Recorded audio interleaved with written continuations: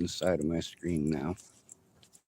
I don't need those options to speak. I don't need to make myself pretty or sparkly or have a doggy face in order to feel comfortable saying what I need to say. None of that will make me comfortable saying what I need to say. I'm not hiding my face. I'm not hiding who I am. I'm not hiding my name. I'm also not hiding the evidence. I'm doing my best to show as much as I can, as fast as I can. It's exhausting and it's scary.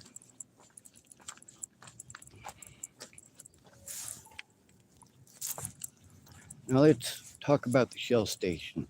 You guys have gotten to hear some of the stories and also gotten to see some of the evidence that I have and hear some of the evidence that I have of these situations.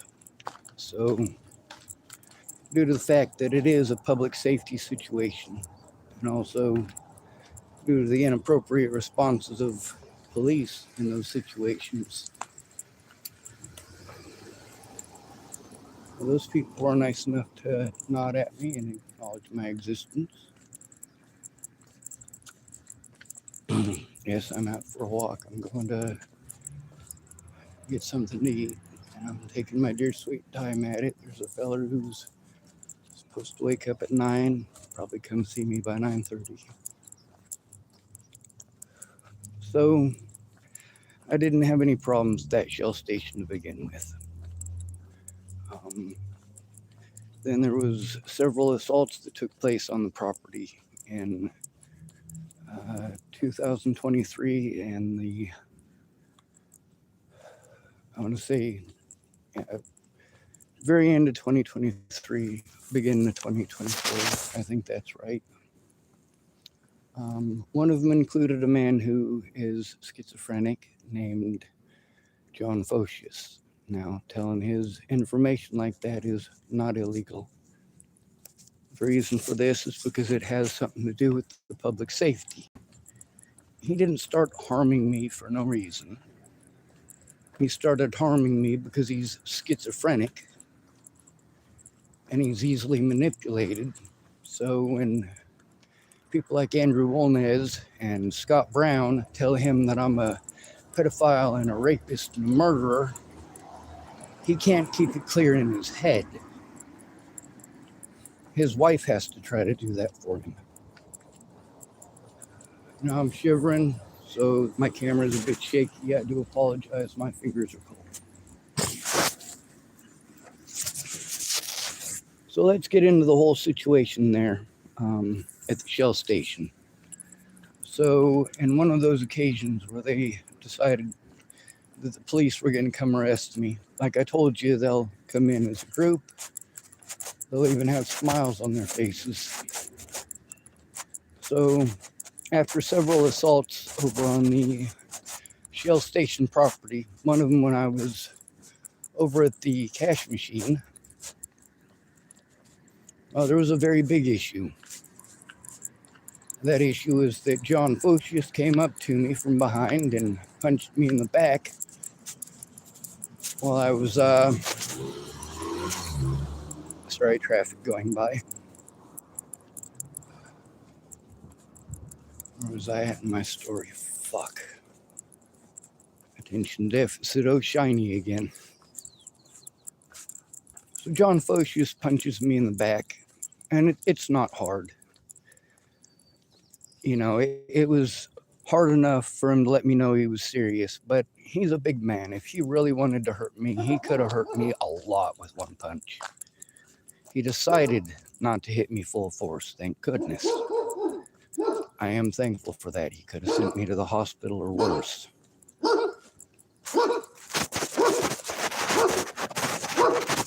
Seriously, I'm walking by and you bark at the birds? I think that's strange.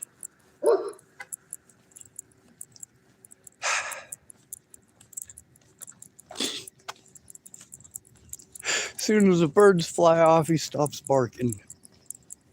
God damn, that was a big dog too. I used to have a Great Dane St. Bernard cross named Desiree. She was wonderful. Absolutely wonderful. And she was a great cuddler too. So,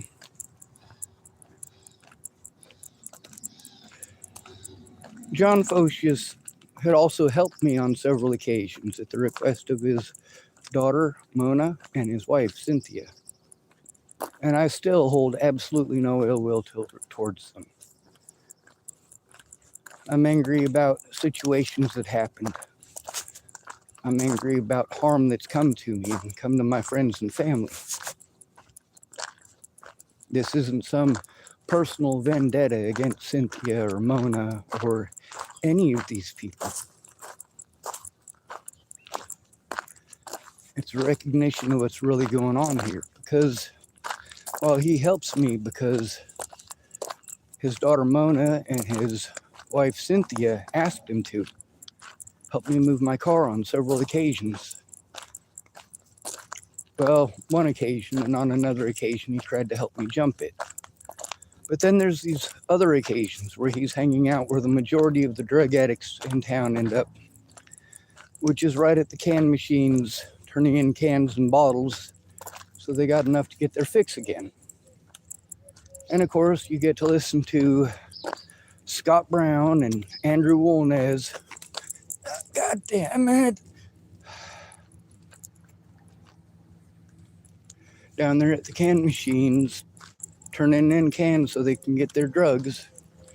And of course, telling all the folks down there that I raped a little girl and murdered a little girl, that I'm a pedophile. Holy shit. When I got that paperwork, I was like, this is ungoddamn believable. My attorneys are giving me paperwork telling me that the guy who's been throwing rocks at me for Andrew Wolnez and telling people that I murdered a little girl in Colorado for Andrew Wolnez and telling people not to give me money because I'm a pedophile. Yeah, that guy. Getting that paperwork that shows that he's got over 70 aliases. Many assaults.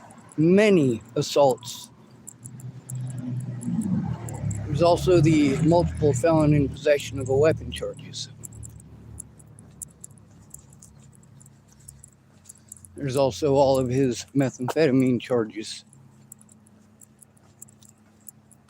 There's more than that. Larceny, burglary, theft too. Mossam Vijan has a long history of, Grand Theft Auto, although in the state that he was in, they called it something different. He was in Arizona. He's got a history of armed robbery, including armed robbery against vulnerable adults. It very specifically states that he has a history of doing these things to vulnerable adults. Multiple occasions. This is his MO. When he wants to get laid, what he's going to do is try to find some vulnerable homeless girl and invite her home. And the only thing standing in between Mossam Vijan and raping someone in that situation is you guys got to see the whole time I was in jail. 15 months in jail, seeing time and time again things that I told you were happening, and you treat me like it's schizophrenic. I told you that people in houses are horrible to us. I told you that they will invite a homeless woman, tell her, hey, I got a warm place you can stay. I'll give you some food. You'll have something to eat. And then they get there and he's between her and the door.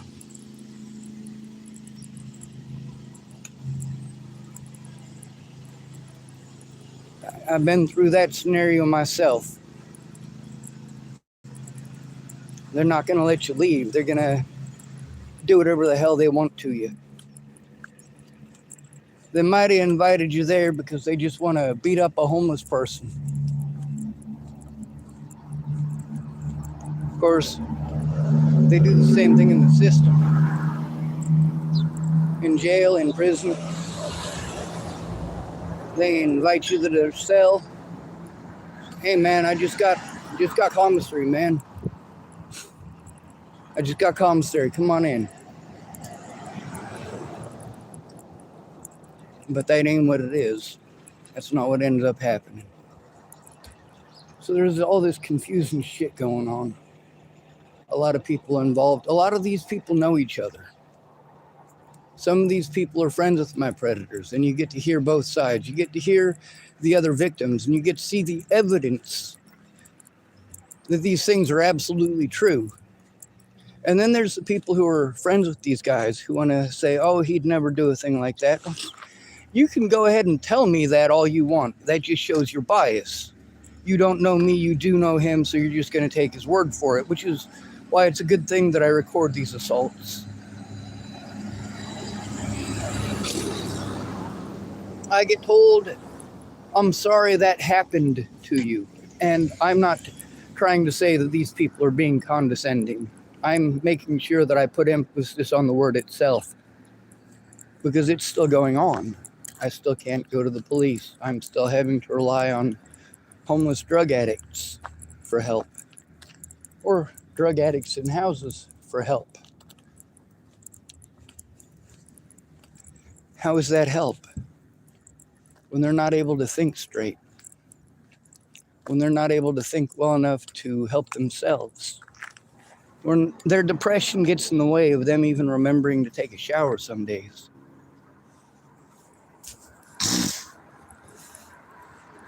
And then, of course, they continue to pretend these are delusions. I'm forced to turn the people that committed these crimes against me, like Kylie at TFCC, into the people who committed these crimes, Kylie at TFCC. Turn in David Martinez to David Martinez. When I had to try to turn in David Martinez, he came to the Shell station to arrest me for improper use of 911. It was very specifically because the police continued to sell false narratives and lie to me, refused to assist me in any way, shape, or form in helping them to get the evidence. And of course, you guys have gotten to see on my channel, it's not just me. Many people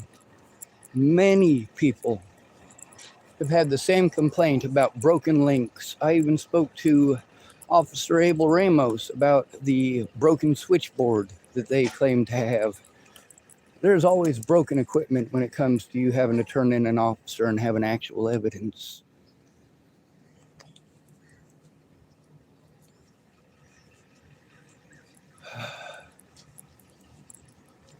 So, the situation where John Focius assaulted me, I did post that up on the internet, and I did let Tyler know that it's posted on the internet because it's got his voice in it. He was busy with a customer, and there's a big food case and a bunch of other crap in between the cashier and the ATM. And John hit me low. So when Tyler plays it off like it's no big deal, he's not trying to play it off like it's no big deal. He didn't see it actually happen. But he remembers the confrontation afterwards, and he's spoken to me about that on more than one occasion. Most of those recordings don't go up online because the fact is I had to, after I got out of jail, record everything offline. There was no way to record it live. And recording live helps to keep me safe. Recording live prevented them from pressing false charges against me on literally dozens of occasions. Dozens of occasions where people committed crimes against me and then wanted to call the cops and pretend that they were the victims, and it's recorded live. So the cops just refused to do anything. Oh, well, they just tried to make a false report? Well, I guess we'll just wait till the next one and see if we can get lucky on the next one. I had to turn Kylie, the TFCC investigator, into Kylie, the TFCC investigator, before I went to jail. And then I was in 15 months because of lies told by her and her coworkers that Natalie Bollinger was a delusion, that the assaults over Natalie Bollinger are a delusion, that these Natalie Bollinger websites and web sleuth groups and true crime shows are apparently delusions, that apparently Andrew Wolnez is a delusion, and the assaults from him are a delusion. The vandalism against my vehicle by his son and his son's friends is apparently just delusions. The vandalism by himself, literally filmed on my YouTube channel, of him kicking the shit out of my fucking vehicle at 2 separate locations. That shit can't be happening. Now then there was us going back to why I'm not going to Shell. And also the witnesses involved because of the safety issues. You can be as pissed off as you want about me telling the truth on the goddamn internet, but I shouldn't have had to come to the internet to do it. You should have done the right thing to begin with. You should have been a good person to begin with. And you should have taken it seriously to begin with. When I say you should have taken it seriously, you have no idea how many cops have tried to tell me that that's a threat. It absolutely isn't. When I say you need to take it seriously, I mean you need to stop looking away because innocent people are being harmed. You're not going to stop this stuff by continually bitching about it, but literally not lifting a finger to help others. But you'll complain when you don't get your way. So, John Focius, on the second situation, he tried to run me over at the Shell station. And I did tell Israel about it, and the reason I'm telling his name live on my YouTube is very specifically because of his actions, and very specifically because of the safety issues that have repeatedly happened at that Shell station. Obviously, if customers are being assaulted at the Shell station, it's the same as customers being assaulted at Safeway. The Safeway employees aren't actually going to do anything. You can go back and look at the couple of occasions that they actually put an effort towards it. We got more accomplished than when it was just me, but their attempts were half-assed and uneducated. They were not educated on the situation as they should have been, and they would have been had they not been talking about themselves, which is a common theme.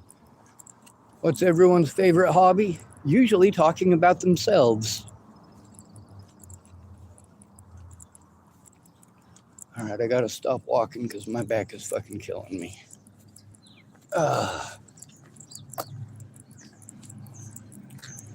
So, deciding to go for a walk and show you that, yeah, when there's traffic walking by, my voice does get louder, but it's not something where I'm trying to be a jerk. This isn't something where I'm doing this to be mean or cruel to people.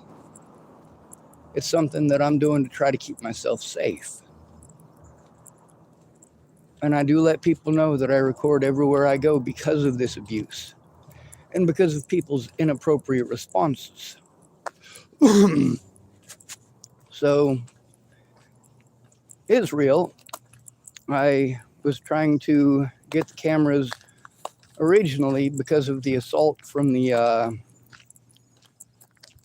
Focius, who the people at the Shell station know and have told me a few stories about that I'm going to be kind enough not to share here.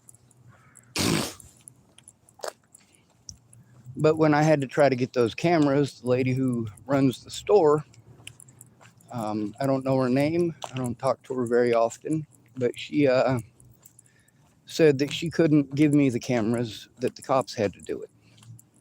What do the cops say? That I have to get those cameras from Shell station. And we've got recordings from officers doing the same thing at multiple locations here in town, saying that I have to get the cameras. I have to bring them the camera footage. I have to do the police's job for them. Sorry about the traffic. And I literally cannot do their job for them because I am not a police officer.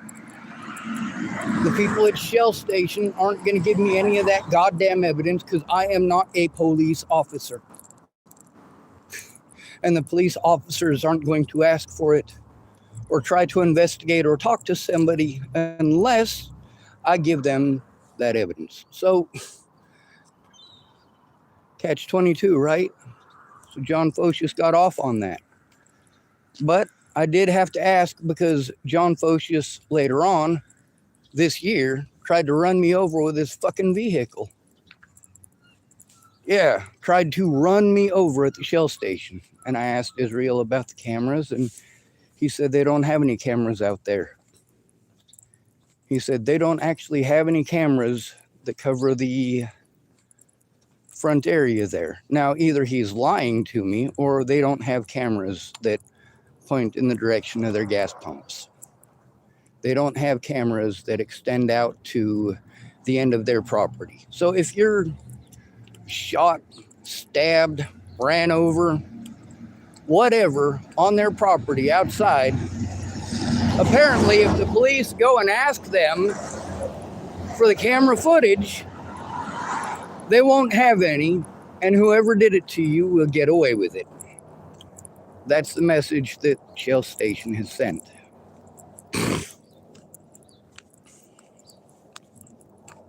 When I had to try to turn in David Martinez, he and two of his buddies arrested me in the Shell Station. Tyler was there that day too. Now let's get to the root of the problem, right? Or the root of the issue with me going to the Shell Station. There's multiple occasions where I had to ask people there because of abuse that happened on their property from John Stevens and also from, and you guys got to hear that today actually. You also got to hear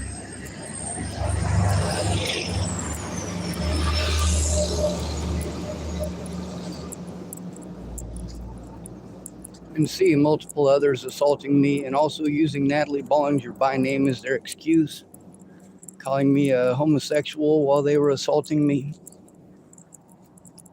pretending that that's a valid excuse for it. So Israel has a bit different name, and a lot of people bully me because of, well, I get to hear a lot of really bad Israel jokes. Really, really, really bad ones. And he and I thought, had a pretty good banter about that. And several times when I was talking about things that I had to endure, he actually interrupted me, which, of course, I don't like that, but what he had to say I felt was important. He started telling me things that people have said to him that are fucking rude as shit. And all the things that he was saying, literally what's going through my head is he's going through the whole list that I was about to go through. So the other morning, I was super, super, super tired. And I was running around doing my errands and getting copies made and all sorts of other stuff. And mind you, I do admit that I screw up a lot. All right, I'm limbered up a bit. Everything's not as stiff as it was when I first got up. I'm also having problems breathing, and I'm trying to talk while doing this, and I'm going at a little faster pace than I should. I'm going to slow down and sit my ass down before I end up in the hospital.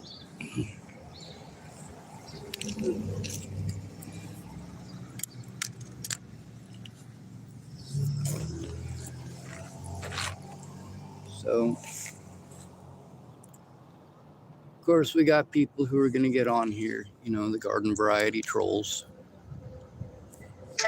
They're going to get on here and make meth jokes and schizophrenia jokes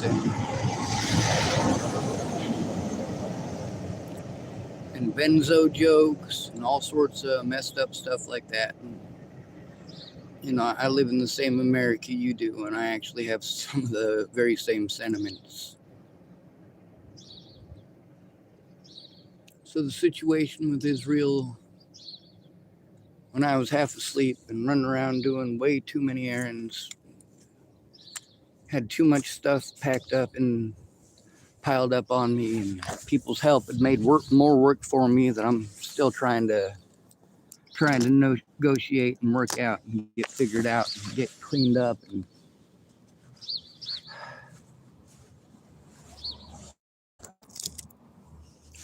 well, I give way for the fact that I might have said something I shouldn't have. I might have said something unclearly. I might have made a mistake. Here's the reason.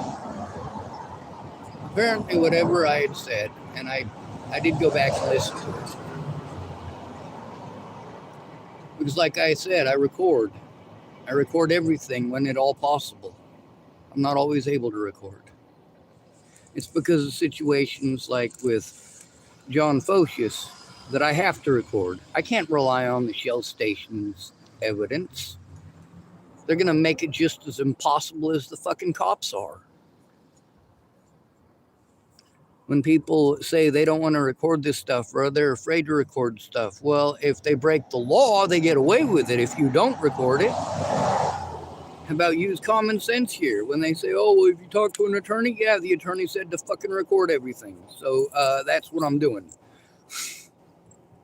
Which is just nuts that people can't understand those simple English words.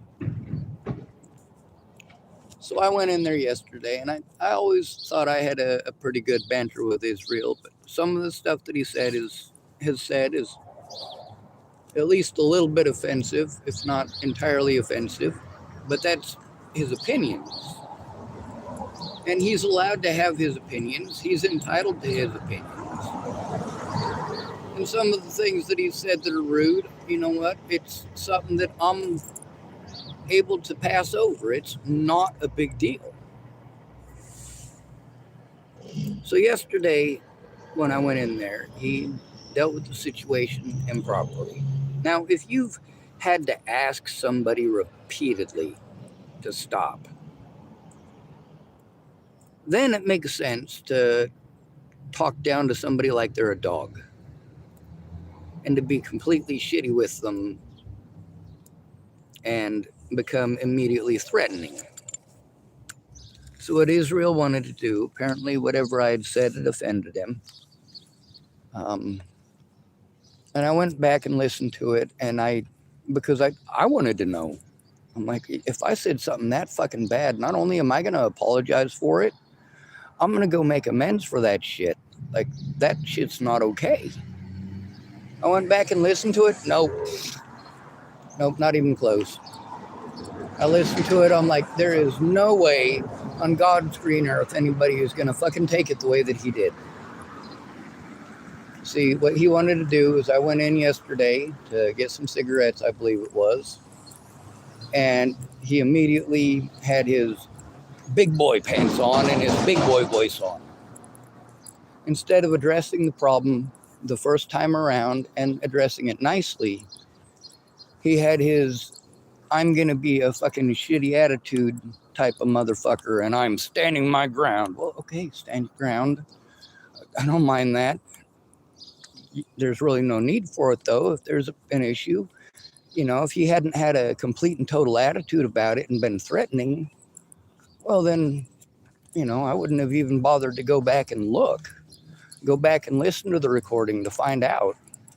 I'd have just assumed that he was right or told myself, even if he's wrong, it's not a big thing. Nobody's going to get killed over that kind of mistake. That's no problem. I can just, whatever the issue is, I'll work on it. Now, I thought that it was an issue with my sense of humor.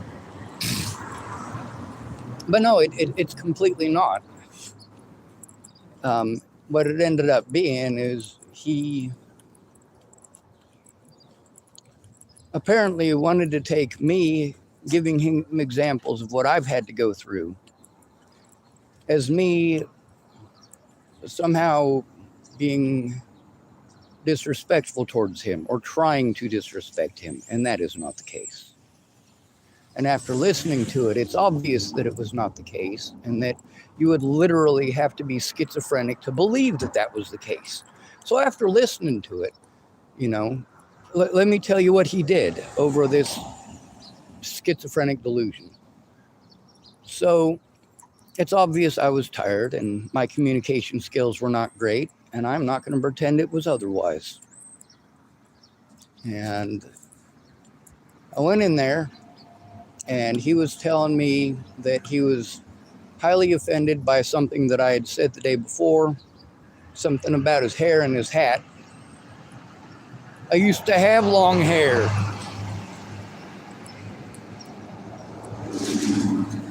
And of course, when I was saying that stuff to him, I was doing it in one of those, what do you call them, impressionist voice. Like he knew that I wasn't saying those things to him in a rude way whatsoever. That I was presenting him with the sarcasm of the rudeness people had given to me. And he was telling me, when he told me that he was offended by it, I didn't get defensive at all. I let him speak. He said that he was offended by something that I had said. He also said that it was extremely disrespectful, and if it happens again, that I'm not going to be allowed in Shell Station anymore. Now, fuck you. Don't fucking threaten me, bitch. Don't fucking help predators that are your fucking friends get away with fucking committing goddamn felonies against me. Don't fucking lie to me about the goddamn cameras.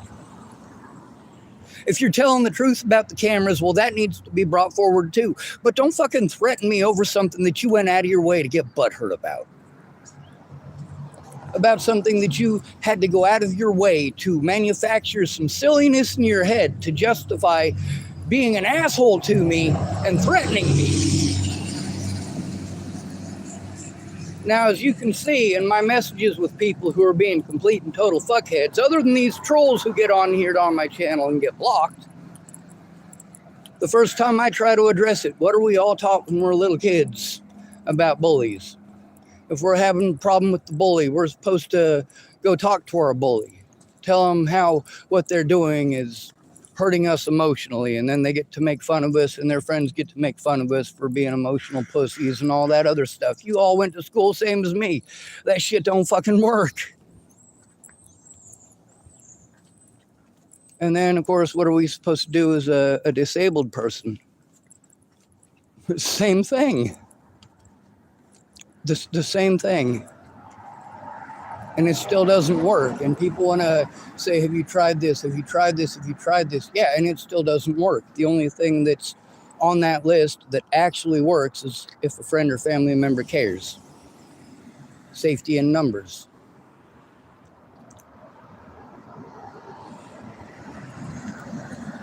All right, now I'm sticking to places that are heavily populated and lots of traffic driving by. If something happens, somebody who's driving by is going to see it. Now let's get back to Israel being mean yesterday. And it was mean. It didn't need to happen that way. He could have addressed it in a kind fashion. Let me know that he had found it offensive. And yeah, I can understand that. Now, if I hadn't gone back and listened to it, well, I'd have just assumed that he was in the right, or at least treated the situation as if he was in the right. But he didn't talk to me like I'm a person. He started off derogatory with his tone and then continued to keep it up by threatening me. Now, I told him all of that was fine. Of course, I wasn't kicked out of the store. That was fine. I did a whole bunch of ass kissing because I might have been wrong. And then I went and listened to the recording and I went, you know what? This is some bullshit. And then I had to address the history with that place and with how impossible that it was to try to get the cameras of John Focius assaulting me the first time how I was treated by the police and how dismissive the employees were about it. I also remember that Tyler, he's not rude or inconsiderate about it. He also says that he knows that I record. He's also one of those people who's not afraid of being fucking spoken about, even if it's put on the internet. But he said that he heard that I was posting up people's personal business. Well, in some cases, yes, it is people's personal business, but there's a reason that it's public now. The very specific reason is because I happened to record something that was being done to me or to somebody else. And when the police wouldn't listen to me and you wouldn't help me to turn it in, I had to post it up publicly for our safety. Our safety.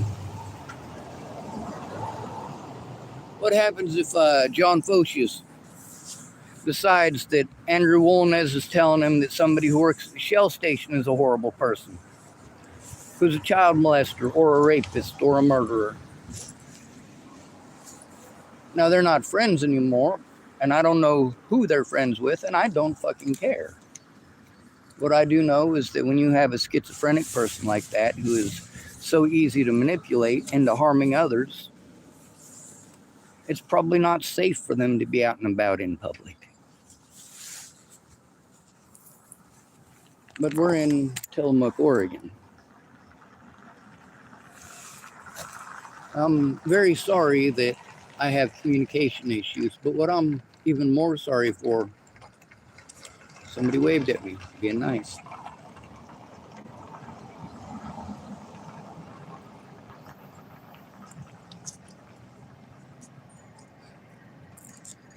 The thing is, after kissing Israel's ass because he was offended about some goddamn thing that, holy shit, I gotta let stuff like that go every day. You also get to hear me in my videos. You know beyond any shadow of a doubt that there are absolutely people who I speak to with disrespect. And there's a reason why. It's called treating them accordingly. For example, there's a guy named Mike. Mike is one of those guys that if he was on a construction site talking about women that way, he'd be fired immediately. He would not survive the first day on the job. Is Mike going to go onto a construction site with other people and be dumb enough to say that stuff there? No, probably not. But because he's disrespectful about that stuff and several other situations, of course I'm disrespectful to a degree back. However, that's kind of how men show their respect for one another is through showing mutual disrespect. You know, your pet name for your wife is not your pet name for your brother. You don't call him snot nose at family gatherings for no reason.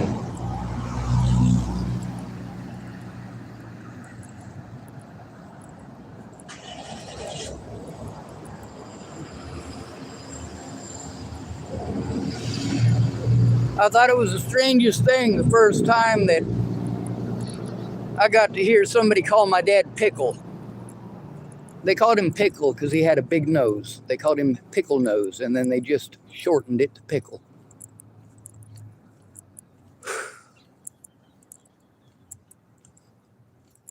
I went down to the center market, and there's a couple of people outside of there that are in a not so good way.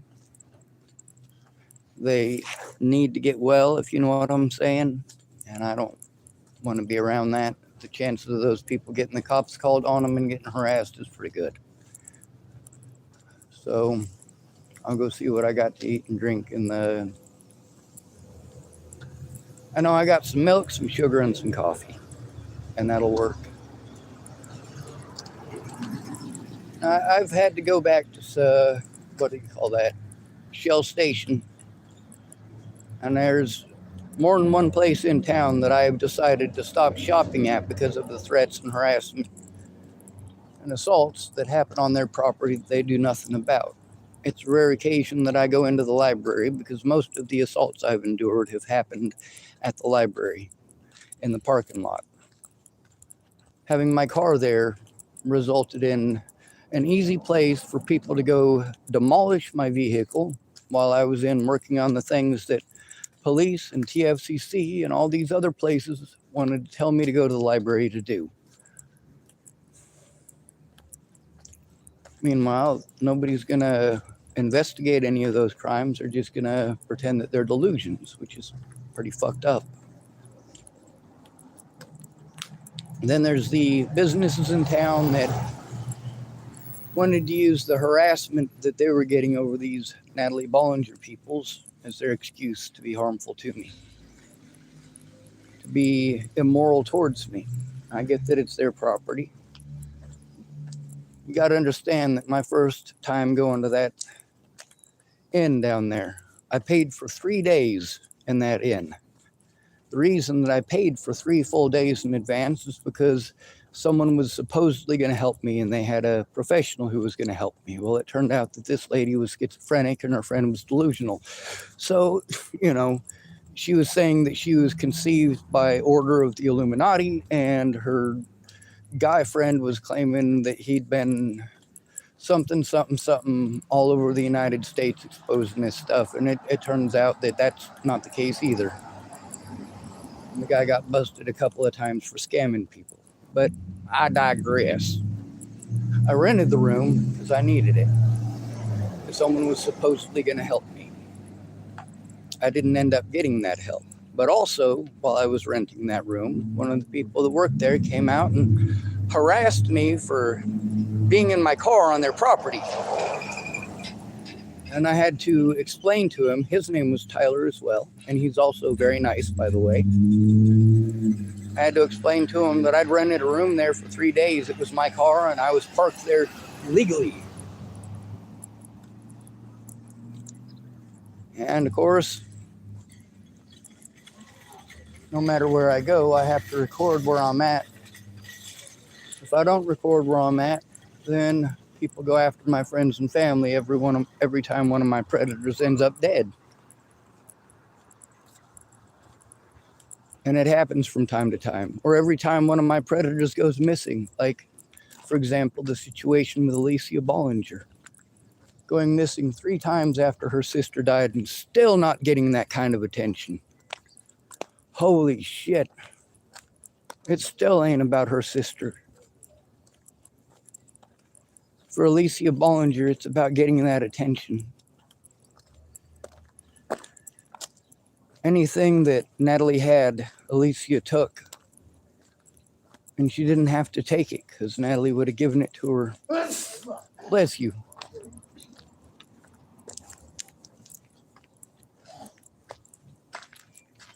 Now, this is real, feller.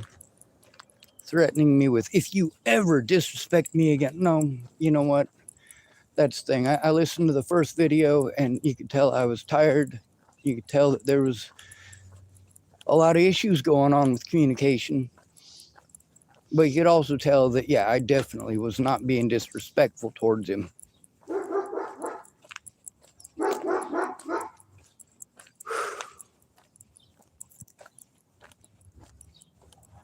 And I don't know who it is that tried to convince him to stand up to me as his dude to do this with. He didn't need to stand up to me. His standing up to me could have been done properly. Like, if you guys paid attention, you'd notice happened every single time with me and the police, with me and Natalie, with me and these people who kept on promising to help, not coming through, not keeping their word, wasting my time, wasting my money, wasting my resources, changing the deal, eating up my disability money for services and goods that they were not providing. And I'm treated like I chose this. It's my fault for associating with those people. Well, who am I supposed to associate with? I know what life in white society is. I haven't just lived in Boulder, Colorado and Chapel, Nebraska.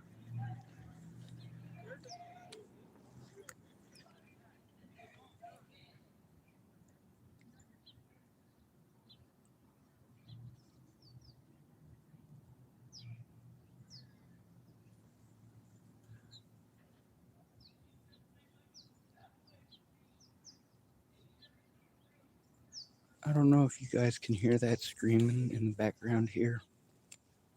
If you can, please type something. A lot of times my phone doesn't actually pick up things that are more than half a block away, but that screaming's pretty loud.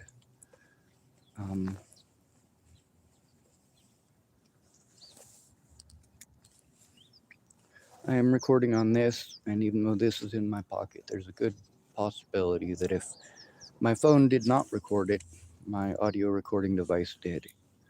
So give me just a second here. I'll keep talking. That screaming is coming from one of the houses here.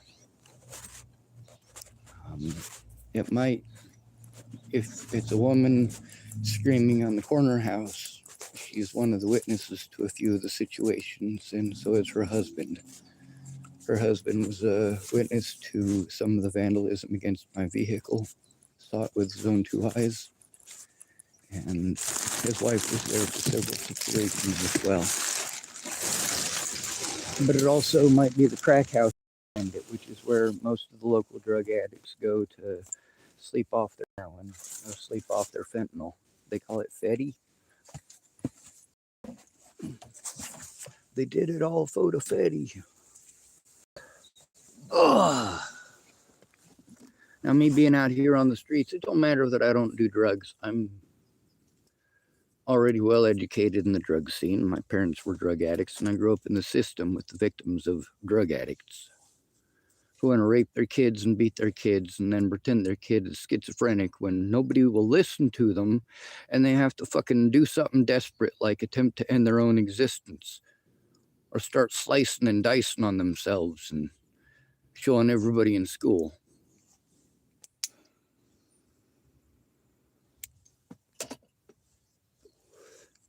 And we got all these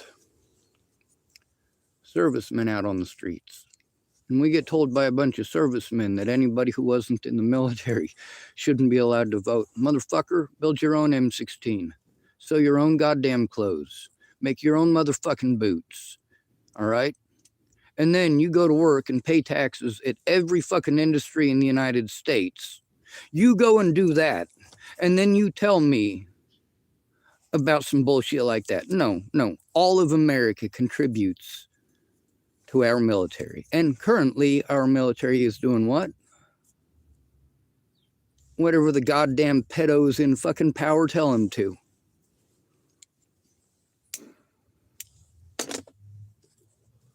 Meanwhile, Scott Brown wants to accuse me of being a pedophile, but don't want to be called a pedophile back. Well, I'm not calling him a pedophile. I'm not saying he's a pedophile. That paperwork is what says he is.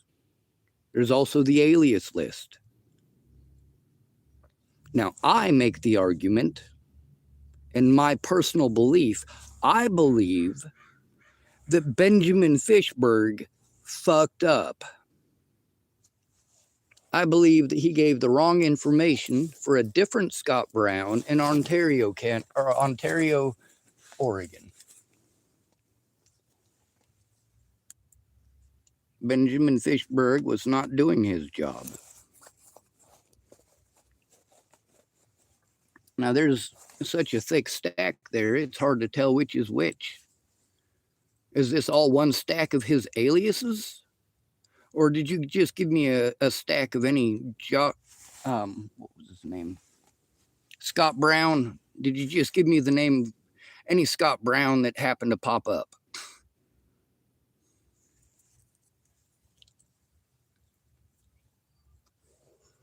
I'm told that our justice system isn't perfect, but it's the best we got. That's no excuse. That's like saying to a rape victim here in the United States who was raped and beaten and thrown out on the streets by her abuser that she has no right to complain, because if she'd been in Africa, then they would have diced her to ribbons and set her in some tires and lit the tires on fire. So you've got somebody who is, at that point, basically trying to justify and decriminalize and claim that it must be okay because it could have been worse. No, things are worse elsewhere is a horrible excuse for not trying to make things better here. These are rapists and pedophiles, for shit's sake.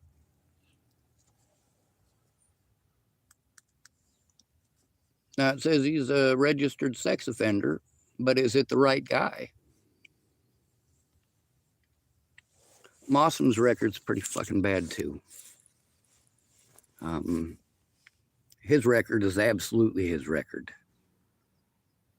His history of abuse against at-risk adults, vulnerable adults, it specifically states that he targets vulnerable adults.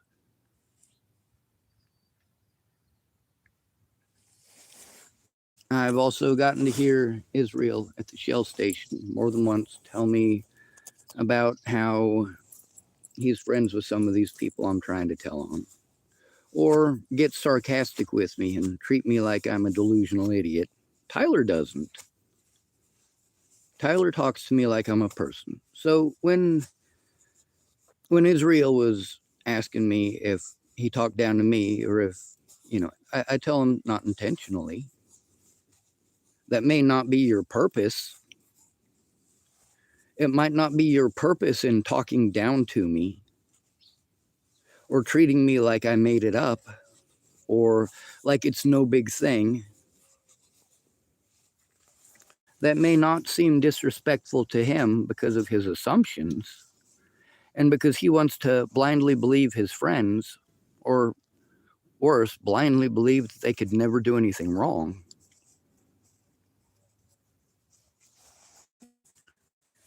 I got to hear from several people and recorded them as well, because I have to record every my safety, telling me that they know Scott Brown. They wanted to tell me that he's not like that. And then they told me about his history of being like that. I'm like, you literally just told me that he's not like that he wouldn't do things like that. And now you're literally giving me a list in some of these cases of his other victims and him doing those exact things to them. Holy dear God.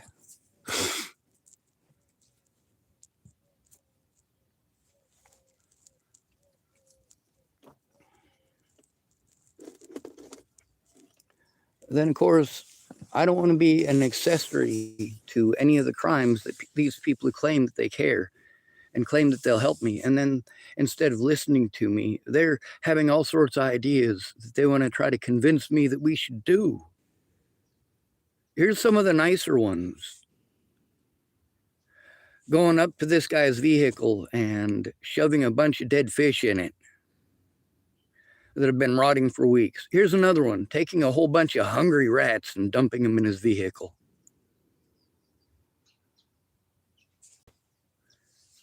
Oh, here's another one.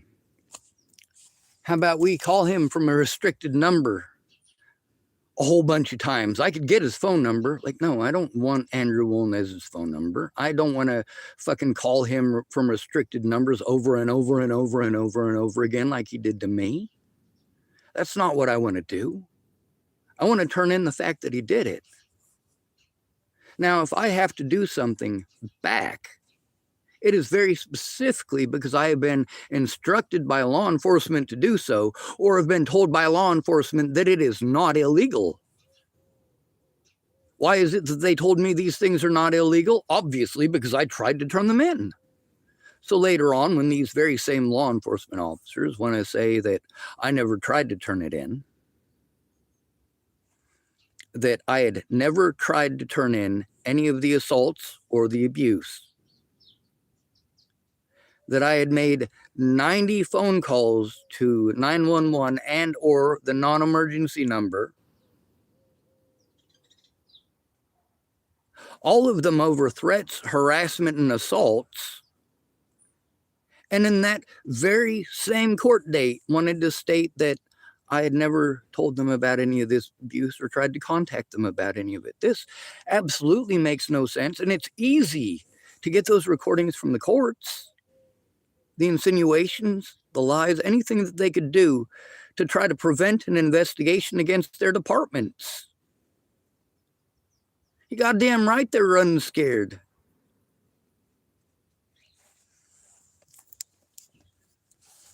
Six months after I exposed Ray Rao and his department for what they were actually doing with the drugs that never went into the evidence lockers, they finally did an investigation into the evidence that never went into the evidence lockers and stated that the evidence never, well, they stated that Ray Rao, the former police chief, was taking it. Drugs and money. What were these drugs and money for? What are the chances that there was some homeless honey out here that was able to bat her eyes and get out of a friggin' ticket, but y'all don't want to hear it? 6 months after that was on my YouTube channel, Ray Rao was in Will Chappell's newspaper here, the Tillamook Herald, talking about how Will Chappell had been the one to turn it in. Where did he get that information? I'd gone in there repeatedly to try to turn in the situation with Natalie Bollinger, the situation with the police, the situation with the corruption, and he was an ass. Now his employee, Saya, was super nice and super caring. Also shared more than one story of her personal business with me while I tried to turn that stuff in. You tell me to go to the media. I have tried. Take a look at what the media has said already. You think they want to admit that they fucked up? Take a look at what the police have said already. Do you think they want to admit that any of that is them fucking up? Things that you guys have gotten to see are absolutely 100% real on this very YouTube channel. And they continue to try to pretend that these are delusions on paper.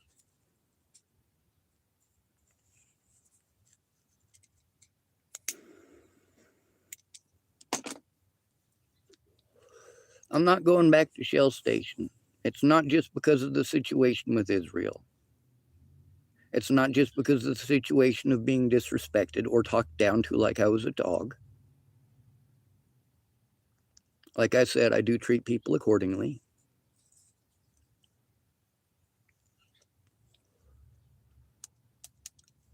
But he treated me with extreme disrespect over some delusion he had of what I was trying to say to him. He wanted to take a disrespectful tone, and he wanted to threaten me. Well, like I said, as soon as you start playing victim, I'm not going back.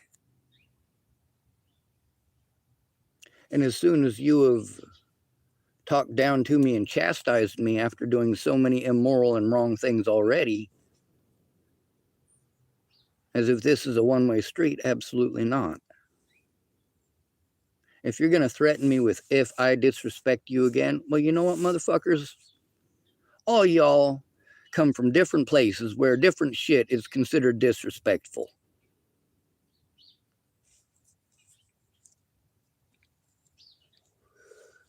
And a lot of y'all are fucking whiny little Nancys.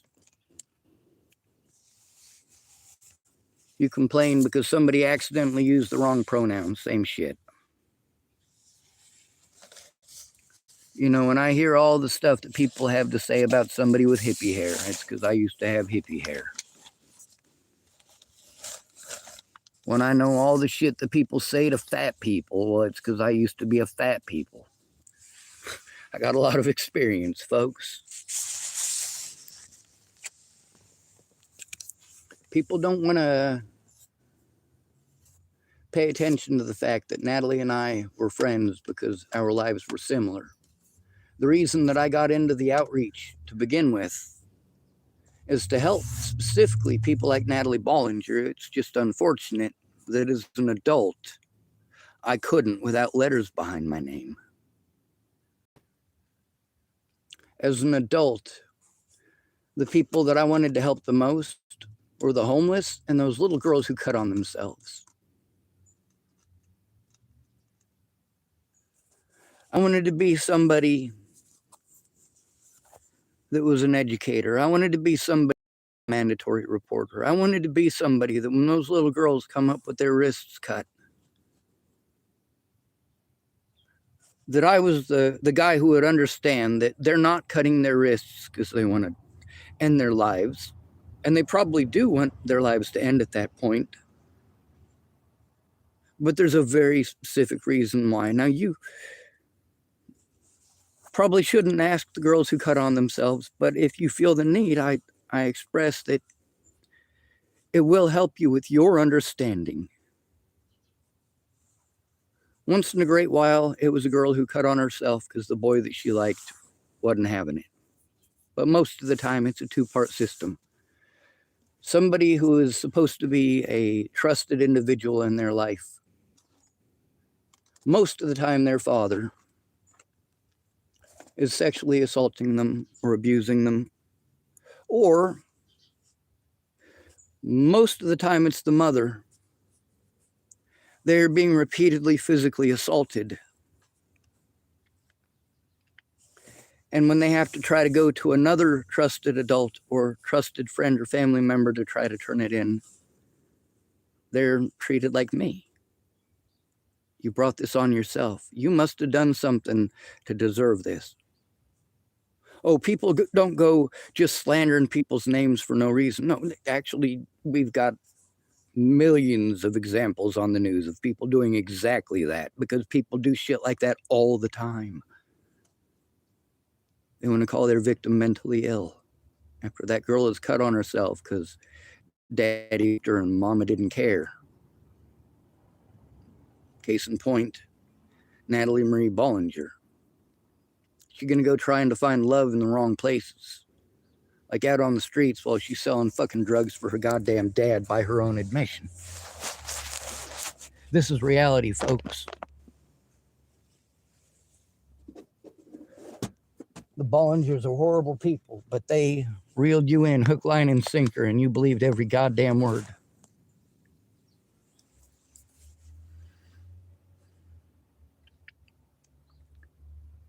It is absolutely blaming and shaming the victim. Another thing is these people don't like it back. These people who want to pretend that I'm a pedophile and a rapist and assault me over it, who want to pretend that I'm a murderer and assault me over it. Well, they don't want to be called a pedophile back, do they? They don't want to be called a rapist back, do they? They don't want to be called a killer back, do they? Now, do I start off calling them those things back? No. I start off by calling them a predator because they are being predatory towards me.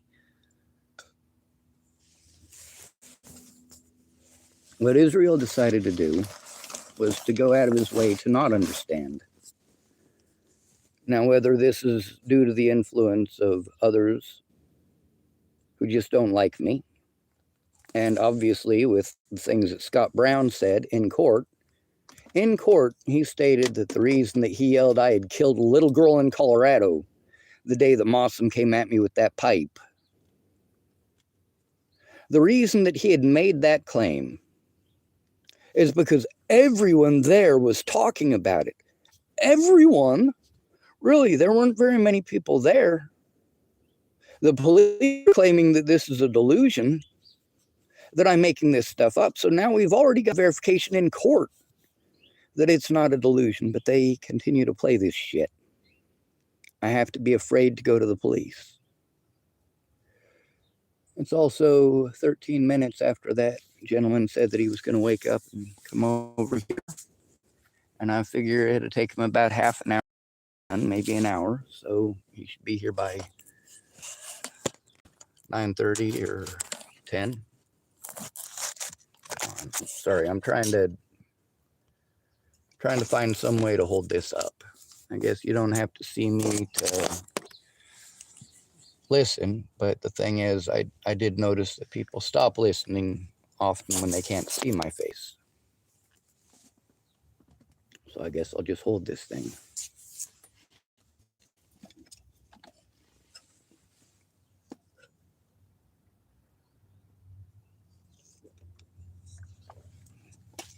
Obviously, I started this video going for a walk to go get something to eat at Center Market. Although I've been assaulted at Center Market, like that Colby Polifka video, you get to see very clearly he assaults me. That was Center Market. But that issue is resolved, and his girlfriend explained to him that I was autistic and that I record because people keep assaulting me over shit that I didn't do. And he later came and apologized to me and offered to help, carried some stuff, escorted me so that I wouldn't get assaulted again, told me he understands why I record, and asked me if I could possibly take that video of him assaulting me down. I did intend on doing so.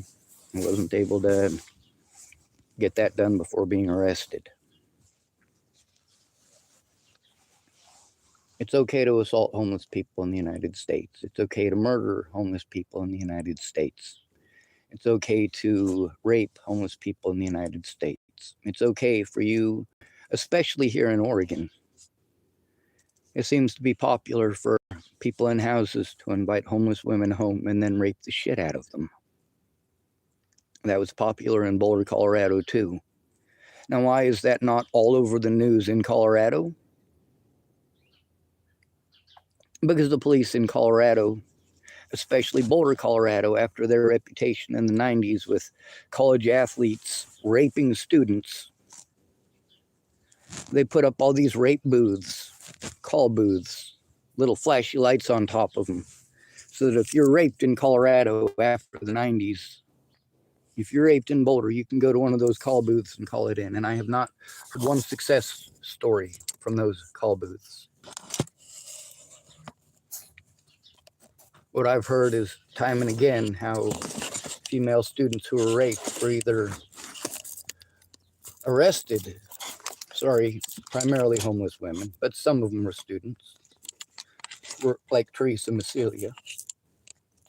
Teresa Massilia was arrested by the police because when she was raped before coming here to Oregon to check out colleges, she was raped by one of her friends. And instead of the police doing the right thing, they arrested her because she tried to fight off her attacker. Then there was a pediatrics student at CU who was raped, and she did not fight off her attacker because she was afraid of him getting away if she fought back. So she was charged with making a false report because she didn't fight back. It can't be rape if you don't fight back, but apparently it can't be rape if you do fight back. Yeah, I understand fully that no means no. That doesn't mean that every other man and woman that I encounter understands that no means no. And you can see very clearly that in these cases with the homeless women, you're never going to hear about it. If they're not going to tell you about this shit that's happening to the college girls, they're for goddamn sure not going to tell you about it happening to homeless women. Those call booths did not make it easier for women to turn in rape. Those call booths did not become a deterrent for rape. Those call booths became deterrent for rape victims. Those call booths became a response from law enforcement that was immediate reprisal against the victims for coming forward, immediate reprisal for using the call booth for its intended purpose. Now, when I speak up about the horrible shit that we have to endure at the hands of many, many, many women, that doesn't mean that women can't be victimized. And that doesn't mean that men can't be predators. That's me saying, hey, stop hijacking the issue and pretending that only women's issues and rape matters. You tell us as men that we are needing to stick our nose out of women's issues, and then we are constantly being bombarded with piddly shit. Piddly shit. What happened to Teresa Massilia is not piddly shit. What happened to Michelle Clark was not piddly shit. What happened to Michelle Rodriguez was not piddly shit. The Boulder police are a fucked up lot. Let's take a look at not just the Natalie Bollinger situation, but they completely fucked that up.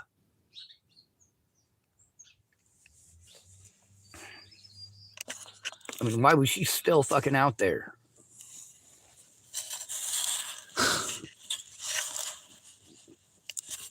Why wasn't she in a safe environment? Why was she cutting on herself? Because her mom wouldn't listen and her dad was fucking raping her.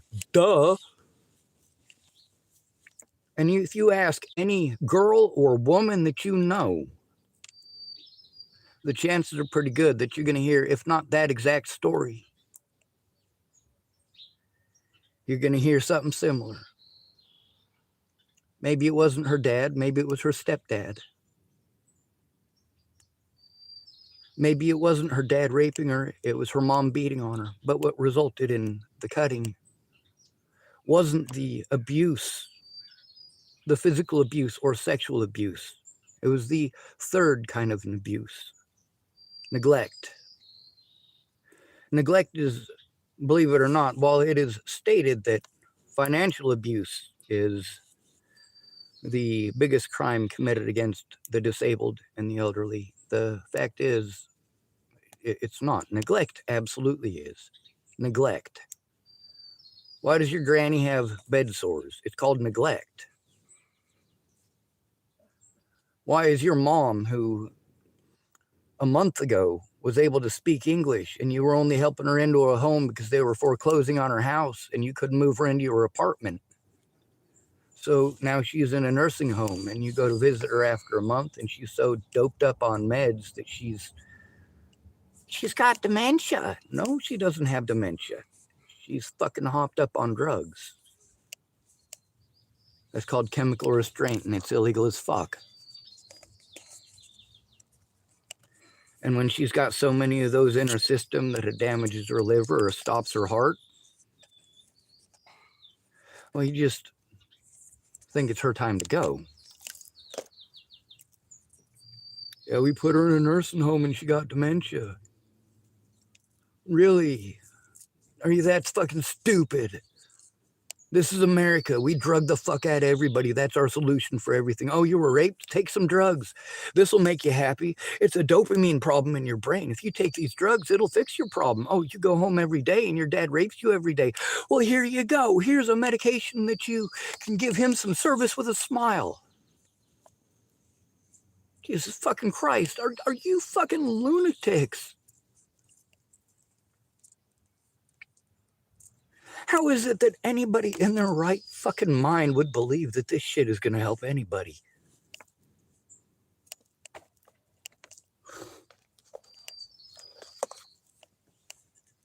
That doesn't fucking help. We get to hear about this goddamn opiate epidemic, and then my back's fucked up, so doctors keep wanting to offer me opiates, and they don't understand why I keep saying no. Then doctors keep telling me that my situation is the reason that they're not offering me medications.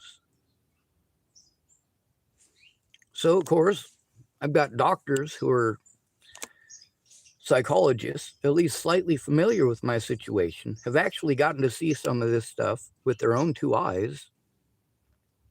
And they're telling me, yeah, medication isn't going to help you, Sean. And if I give you medications like the police want me to do, the fact is they're just not going to help you. Medications are not going to stop people from assaulting you. And with your history on medications, it's not a smart idea to give them to you anyway. But police insist to the courts that the courts demand that I be forced to take medications. And that hasn't worked either because, well, when I go to the psychologist, the people with the letters behind their name big enough to make these decisions, they say, no, he's not schizophrenic or delusional. the situation where you're claiming that Natalie Bollinger is a delusion and that the abuse that he takes over these things are delusions and that the A&E thing is a delusion. Well, we actually saw these things as doctors as part of our state review. We actually looked this stuff up. So the state doctors, time and time again, showing that I am not schizophrenic or delusional, and yet over and over again in court, they want to play this stuff. They want to downplay it. Kind of like that girl who cuts her wrist. Well, now she's a suicide risk. It's like that little boy who literally is forced to attempt to end his own existence to get his mom or dad to listen. And he's put on suicide watch and a suicide risk and medications. And for the rest of their lives, anybody can harm them. Anybody can victimize them. Anybody can victimize that girl into homelessness when she becomes an adult. Anybody can offer her a place to stay for the night and rape the fucking shit out of her and fucking beat on her. And then call the cops on her if you want and say, I don't know, dude, fucking she was trying to have sex with me and I fucking told her no and she started freaking out. Fucking get her out of my house. She's trespassing. She assaulted me in my own house.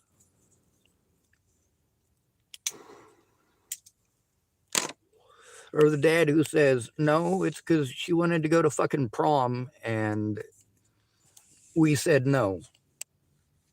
She ran away from home because we wouldn't let her go to homecoming. Are you sure about that? Don't get me wrong. I know lots of women who have been very emotional over some very untriggering things. However, when there are multiple witnesses there, it's time to take the witnesses seriously. And yes, I understand that when Deputy Mike Reeves decided that he was going to assault a 13-year-old girl in the Tillamook Safeway parking lot, I understand that all three of the people who were making those statements were underage. I also understand completely that there was 3 of them. So, yeah, legally, get off your ass, do your motherfucking job. Don't use your position of power to beat the fuck out of your niece, asshole.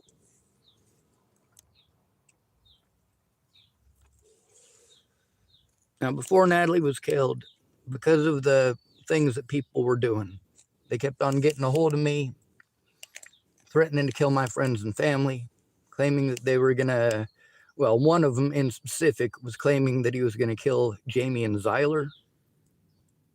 Jamie, I typed about more than once on my Facebook, but Zyler, I only typed about to one person, and that was Natalie Bollinger.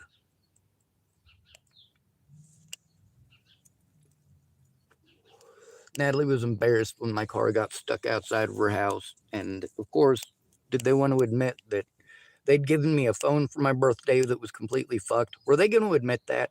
Were they going to say that to their mother? Were they going to stand up to their mother, especially while under her roof? No, you will do as that woman says. They already knew that. When you're dealing with alcoholics, there's a very specific way that alcoholics are. Even after they stop drinking, they still retain that shitty fucking stupidity.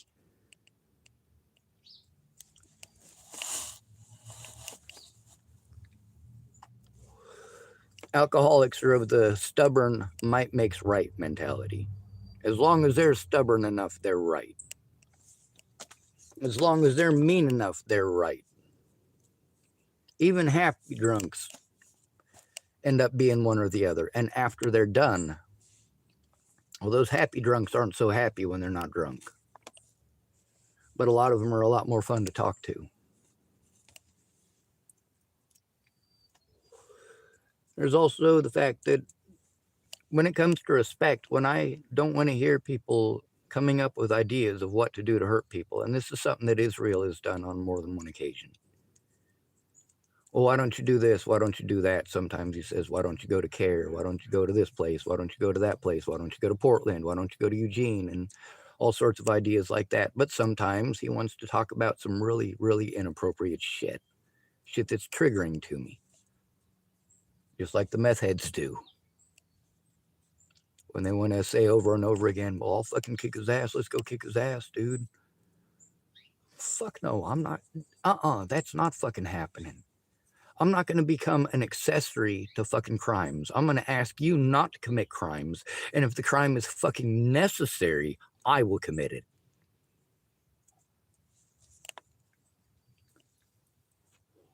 I will never pay anybody to fucking lie for me. Not ever. If I pay you, it's to look at the truth or to carry my crap because I'm incapable.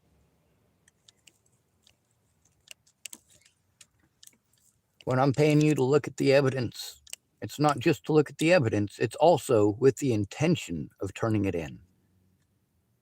If I send you thousands of pieces of evidence that took me literally hundreds upon hundreds of hours to finally get to the point where I could send it to you and have to learn a whole bunch of stuff that I have to pay drug addicts to hopefully teach me. And it usually ends up that it's some sweet old lady showing me how to use the phone or how to use a particular feature. Somebody in passing. It's like, oh, I can show you that right now. Cool. It sucks that I spent thousands of dollars for people to waste my time and waste my money, and it's my disability money that they're wasting. The people that I gave money to recently, that's a different story. The thing is, instead of them manipulating me out of that money, I decided to just give it to them freely. And any money that I give them for work, they know is specifically for work. If I give you that money freely, hopefully you won't try to steal it from me. If I give you that money freely, hopefully you won't try to finagle it out of me by giving me your goddamn sob story for 3 fucking weeks. If I don't have the money to give you, I don't have it to give you. If you want to say, oh, Sean, I don't need the money, I'll do it out of the kindness of my heart, I know that you're going to take your dear sweet time to get nothing accomplished. I know with Shannon Alvarado when she wanted to stick her nose in it, and she did legitimately bust, what's her name? Kara Johnson Miles.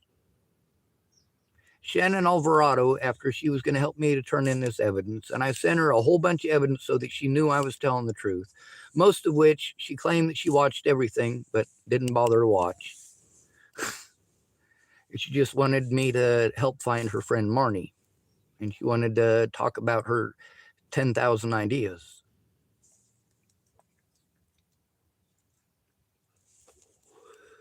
At least with Shannon Alvarado, she did not make the same mistake as Israel did. Which is, after I tell you that I don't think that talking about hurting people is funny, or that, you know, why don't you go and then you want to insert something that is harmful to another person, I want you to understand I'm going through those harms myself. But I continued to treat him with respect when I went in there. And of course, he saves his inappropriate banter usually for when I meet him out back. Out back behind the store is where the cans are. There's also the fact that he looks like one of the people who's a witness to the situation that I haven't seen in a few months. So if I see him back there, I'll talk to him. If I'm turning in cans, I'll talk to him. If he's outside cleaning up stuff as I'm going into the store, it's usually not the most appropriate of banter.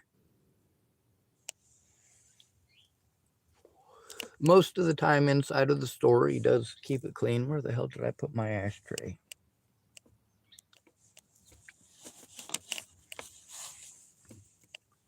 But there's also the several occasions inside the store that he hasn't.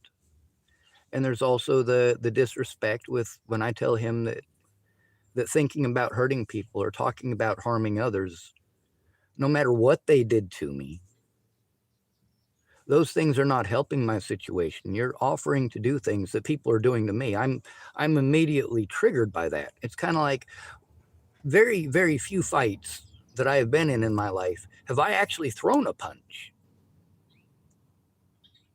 It's not because I'm afraid to throw a punch. Well, actually, it is.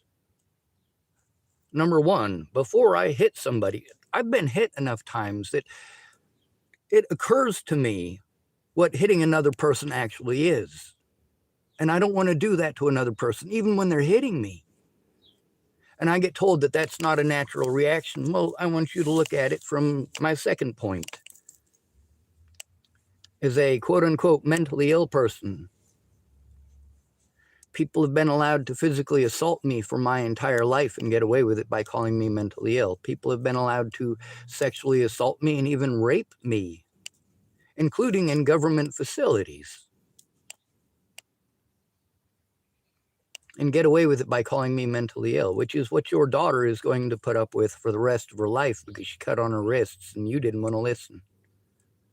This is what your son is going to have to deal with for the rest of his life, because when he decided that he was going to end his existence, he tried to hang himself in the closet, and you came and found him when he was only 3 minutes into friggin', well, he didn't hang himself, he asphyxiated himself. The way hanging works is it breaks your goddamn neck. Then there's these folks who want to pretend to be Christians getting a hold of me and telling me they're going to they'd love to cut off my nuts and slit my throat, and I'm a Satanist and a devil worshiper. No. I absolutely believe that Jesus existed. Okay. The Romans wrote about Jesus. Yes, he existed. All right. There's no argument there. The argument is whether or not he's the Son of God, the only blah, blah, blah, Son of God. Well, Jesus only ever referred to himself as the Son of Man, and he referred to God as our Father, not his Father alone. For all that other bullshit, you got to go to some stuff that was written by a dude who was in prison in his senile years on Cyprus. Yeah, a dude who is in prison and senile. And that's where we base all of the glorious schizophrenic shit that's in the Bible off of. I absolutely believe in Jesus. That doesn't mean I have to believe every fucking piece of schizophrenic bullshit that's in the goddamn book. I also know very clearly from growing up with my mother that the Bible is used very differently. She should be allowed to commit felonies against people, including her own children, because only God can judge her. Whew, what a mother. This is the same woman who, after my stepdad's brother died, the only thing that he had from his brother was swords, 2 katanas that were made in Korea that his brother had bought, just some cheap knockoff swords that had a dragon painted on the scabbard. My mother made him throw those away because they were a satanic symbol, and then she played World of Warcraft and fucking was flying around on a dragon steed. I'm like, yeah. Yep. This is the same woman who didn't want Scott playing Star Trek, but would literally spend days without going to sleep to level up her characters.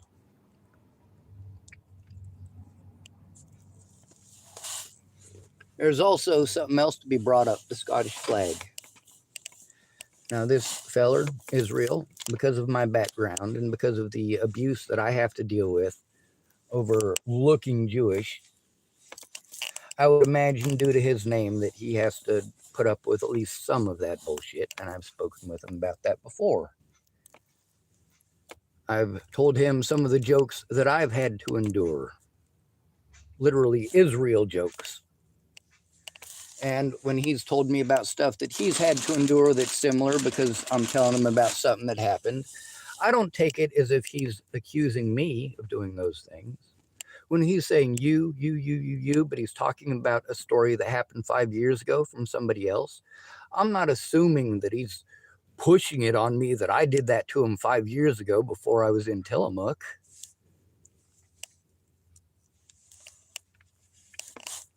This person here, Josh, is typing some very important stuff. Yes, my mother's insane. Of course she was.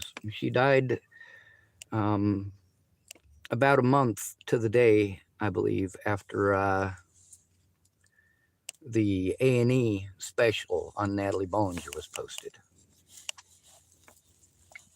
She was also not a very good person. She did more to help out the Bollinger family than she did to help me. She tried to deter anybody from the family from listening to me. And there's also the recordings from my sister talking about that. She also spoke, and it is recorded on this channel, about how my little brother was charged with molesting his stepdaughter. When I spoke up about what my little brother did, yeah, I definitely spoke up. Don't be abusive towards me. Don't be a condescending asshole. I'm capable of being a condescending asshole back. But instead of being a condescending asshole to Mr. Israel, I left. I was very respectful. I was overly respectful, or as they wrote down in my papers, overly gracious. When I left there, I had the intent on listening to the video, possibly realizing how big of a fucking asshole that I was, and going back to further ingratiate it and say, I am so sorry, you were absolutely right. But then when I listened to it, I was like, holy fuck, stick your head in the toilet and flush. You know? Now, is telling someone to stick their head in the toilet and flush, is that a threat? No, that's just being disrespectful. That's like saying, pull your head out of your ass before you suffocate. Are you threatening to suffocate somebody? No, you're not.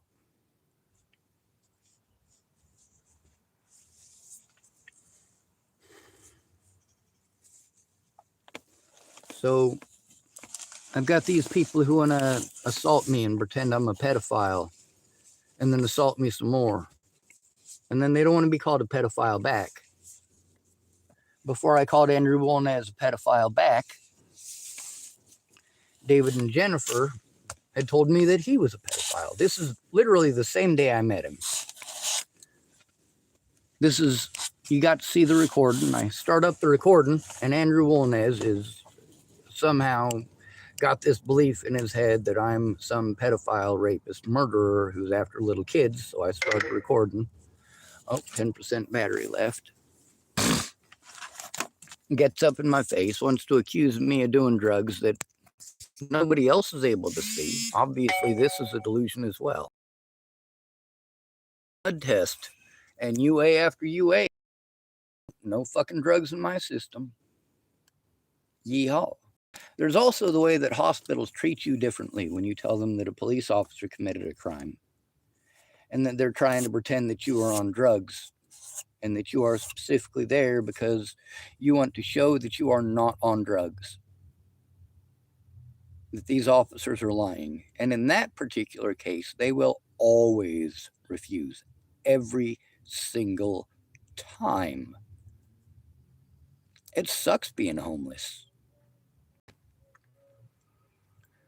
Someone calling himself John Smith, it's a famous name more than once here in the United States. We've got 3 very, very, very, very famous John Smiths. No, I'm not Jewish. So let me explain to you the 4 words that you're going to hear the most. Okay, we're going to talk about the first one, Israelite. That's ancient Israel. That is a nationality with a national border. Number 2, Israeli. This is modern Israel. It is a nationality with an actual border. The third one is Hebrew. This is the bloodline. This is people who come from a very specific genetic background.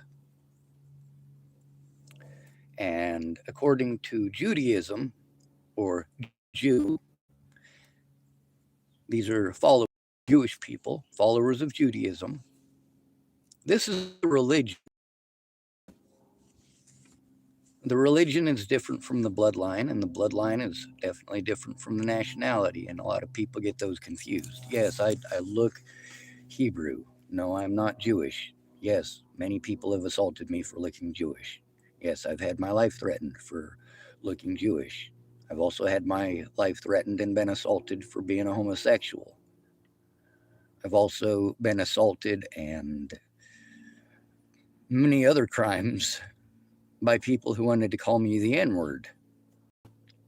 And then, of course, if I tell people that this is a hate crime because they were assaulting me and calling me the N word, well, in Chapel, Nebraska, it was N word lover. Here, they just dropped the word lover. Same thing.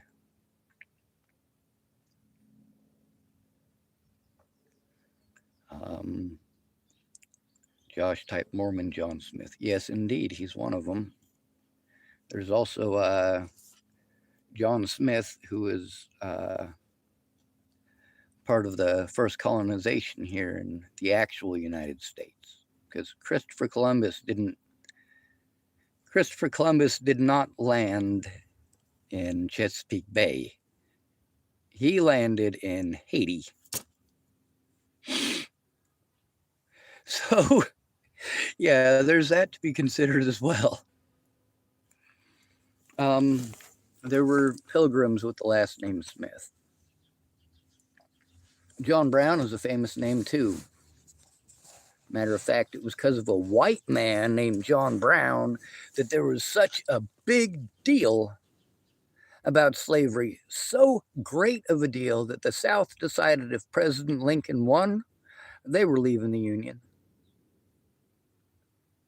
Yep.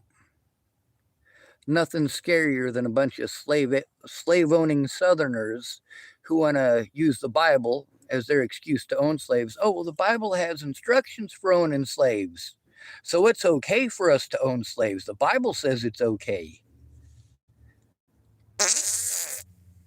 Bullshit.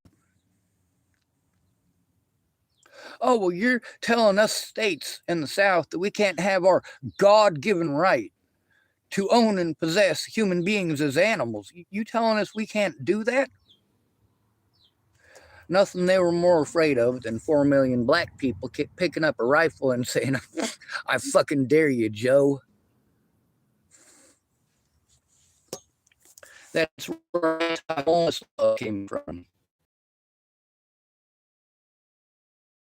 If you pay attention, is where all of our anti-homeless laws come from. All of them were enacted after the Civil War. And the 13th Amendment to the Constitution of the United States allows you to take people for the crime of homelessness and force them to slavery. That is correct. So you've got 4 million slaves at the end of the war who are now free. This is where we get chain gangs. And then those chain gangs were Fritz Sauckel. This is the guy who organized all of those forced labor camps. This is where he got his idea from American chain gangs. Well, shit, we're not allowed to use them as private slaves. But shit, let the state own them for a while and we'll use them slaves to rebuild our infrastructure. And that's what they did. They still use black people in chains in many of those states, literally still picking cotton in chains. But there's some white people in there too, picking cotton in chains. There's some Hispanic people, same place, picking cotton in chains. There's people born right here in the United States on those same fields, picking cotton in chains. There's foreign immigrants in those fields, picking cotton in chains. What have they got in common other than picking cotton in chains? Nearly every goddamn one of them was homeless when they were arrested. Josh typed modern slavery. Yeah, modern slavery. I want you to look up Chapel, Nebraska KKK. Type in the words CHAPPELL, Nebraska KKK. That's the 500 population town that I was living in Nebraska, looking like a Jew with a Jewish last name. So one of the families I tell you all about, after Natalie was killed and I needed somebody to help me to fill out the paperwork to get a stop to this abuse, the developmental disability paperwork in specific, because the PTSD and the severity of it. This is stuff that Tamara never finished before quitting her job. So she quit her job before Natalie was killed, and after Natalie was killed, Justine Marks, this is Justine Martindale after she got married, was going to go over that paperwork with me, but her brother-in-law, Jessica Martindale, aka Jessica Barr's husband, his name was William Barr, tried to deter them from helping me.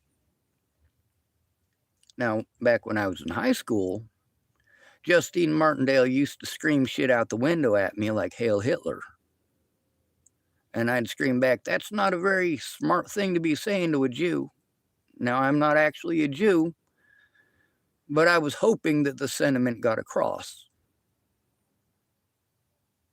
If I'd have said Hebrew, it probably wouldn't have connected. People associate the word Jew with Nazis because of the Holocaust, but not necessarily the word Judaism. And for certainly not the word Israel, and mostly not the word Hebrew. So when it comes to using words in the United States, we're not talking about British people who are actually educated and actually use the English language and are taught two different ways of using it.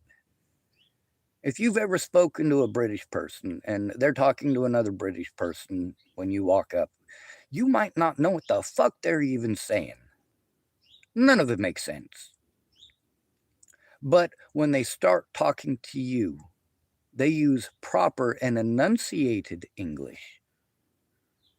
They make sure that their words are put together and that they use words common to all English speakers. Whereas here in the United States, our language is a mud language. It's a bunch of inferences and insinuations, and, we tend to forget again our sentences with an I or a U, so it can be easily taken out of context. We tend to say you when we're trying to express that if we were talking to this person today, or when we were talking to that person at that time and what we were saying, and we say you. That doesn't mean that we're blaming it on the person that we're telling the story to. That doesn't make sense. Police officers or mental health workers, when I was telling them about a physical assault that had happened, they wanted to interrupt me to say, well, I didn't do it to you. Whoa, hold on a second. Where are you getting that?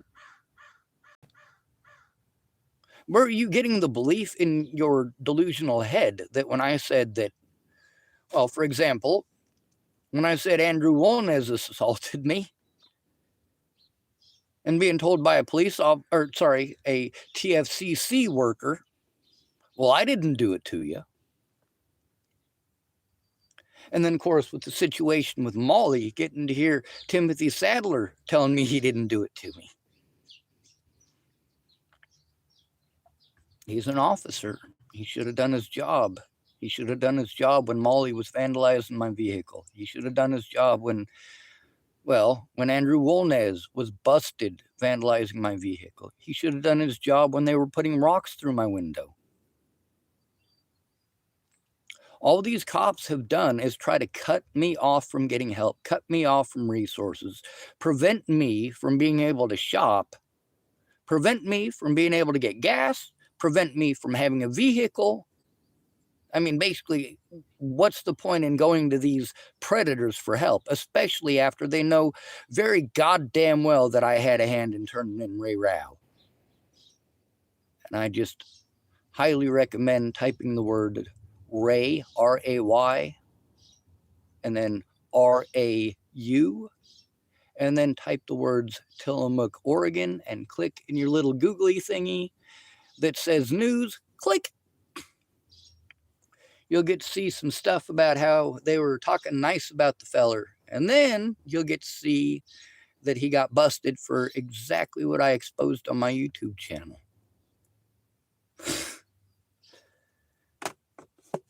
Lying to the courts, lying on court documents.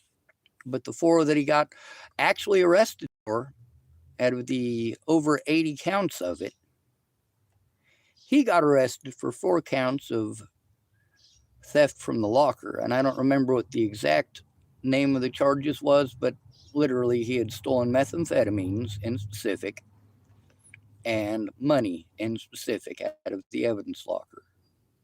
And then, of course, I had to try to turn in the officers who were assisting the predators that I have in this town with getting away with harming me. I had to turn them into themselves. For example, on this piece of paper that I was given from the Tillamook Hospital that I keep showing as evidence. Where the hell did I put it this time? Probably under this fucking bag of sugar that's too heavy. Well, it says the date. It says my name. It also is a situation where I was trying to turn in very specifically Lynn Lothman, and that Lynn Lothman was the one who showed up. And even though I had stated very, very specifically and very reasonably so, and I was recording it live, that it is not appropriate for him to be there. That legally what he is supposed to do, since he is literally the predator at that point that I had to turn in, it was not legal for him to be there, and the hospital staff allowed it. Then later, I was told that they wouldn't allow me to speak to Ray Rao, that it's impossible to speak to the police chief. No, I can only turn it in to one of their superiors. Well, instead of their superior showing up to investigate that, I had to deal with Lynn Lothman again showing up and bullying me and harassing me and making fun of me and teasing me for trying to turn him in. And then his supervisor, Nick Troxel, who replaced Ray Rao. Well, on that particular occasion, he showed up to be just as much of a fucking nuisance and to go out of his way to play stupid. Lynn Lothman repeatedly utilized his position as a police officer as his excuse for committing crimes against me. They arrested me. Every time that they arrested me, it was specifically the lead officer I was trying to turn in, and at least 2 to 5 other officers. So there were at least 3 of them at a time. And when I was trying to turn in Lynn Lothman the most heavy, he's the one who came and arrested me for improper use of 911. Meanwhile, these 911 calls were not over the police officers harming me in specific. It was over that. In, what do they call it when it's concurrent? In concurrence with people who are the civilian population and even the homeless population committing crimes against me. So I'm having to try to turn in Andrew Wolnez to police officers who have committed crimes against me and refused to investigate anything in the past. Instead, calling up TFCC, telling them that they're sending me to them and telling TFCC that I'm schizophrenic and delusional. And then I go to TFCC and they treat me like I'm schizophrenic and delusional.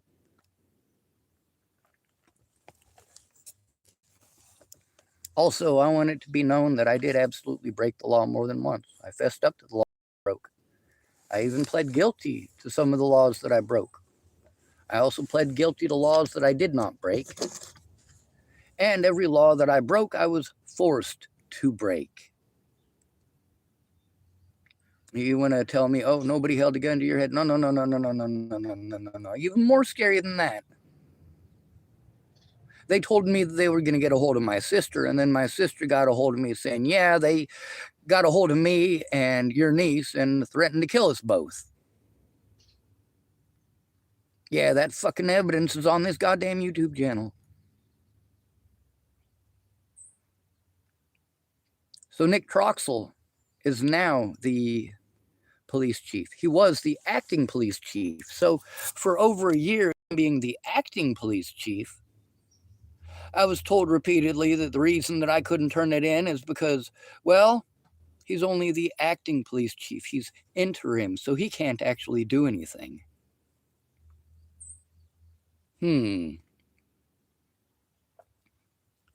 This is reality.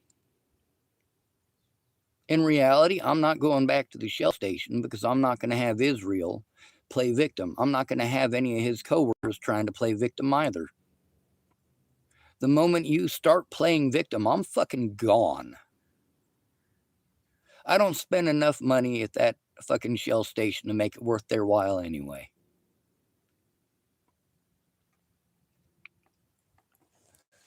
Let's see. Josh typed, who threatened your sister, niece, and the police? Well, in some occasions, yes. The police absolutely intimidated people, threatened people, and harassed them. And there's plenty of recordings showing that as well. Lying to them to try to convince them not to tell the truth. Telling them things like, oh, you can't make a report for somebody else. Anyone is allowed to make a witness report.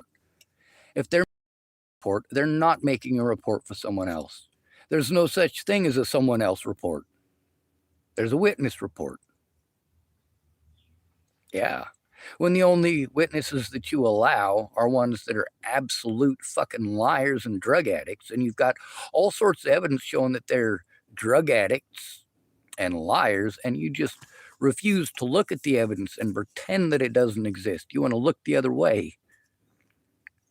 Kind of like Tara Miller and, of course, the people at TFCC. When I pull out actual evidence to show them, they say, oh, no, I don't have to see that. I believe you. And then they write down that you're delusional. Cute.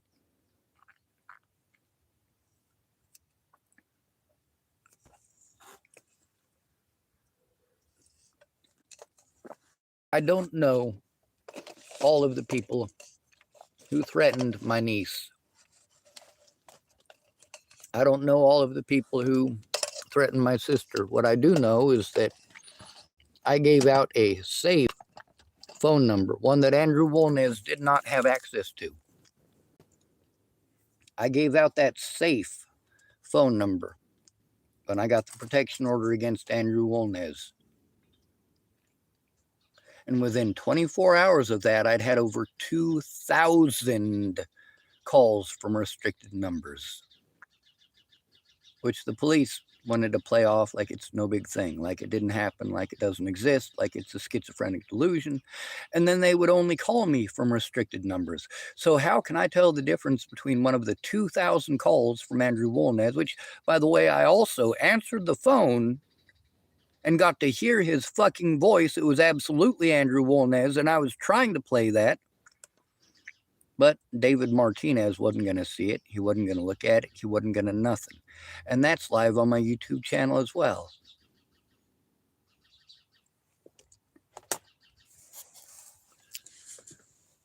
So I speak up. You guys get to see that my YouTube channel, I don't actually have access to it right now. That's why I have this YouTube channel. I don't have access to it because I wasn't able to pay my bills. I wasn't able to pay my bills because I spent 15 months incarcerated on false charges because, well, as you've gotten to hear many times, Mossam did in fact and indeed threaten my life more than once. You also got to very clearly hear him cocking his firearm, whether it was a BB gun or a 22 or a fucking 45 is of absolutely no consequence at this point. The point is that he did it as a threat. Now, what's weird to me is why the fuck are you going to fucking tell somebody you're going to stab them and then cock your firearm? Well, obviously, when people are drinking, just like when they're on meth, they're not fucking thinking straight. With Massimo Vijan, I don't know where he's gone, and I'm not going to ask where he's gone. I just hope that wherever he's up, there is somebody who has heard that video of what he was doing to Stormy. I hope there is somebody who is in that town who is able to get the word out. Because while you guys want to pretend that I'm some sort of a predator, I've got the evidence that shows that I'm not. I'm the guy doing his best to protect people, while the police are going out of their way to try to help all their friends make a profit and help all their friends who made a mistake to get away with making those mistakes. That's what resulted in Natalie Bollinger getting her brains blown out, by the way. A whole bunch of people involved in fucking harassing somebody, and none of the places wanted to do their jobs. They didn't want to find out what was true.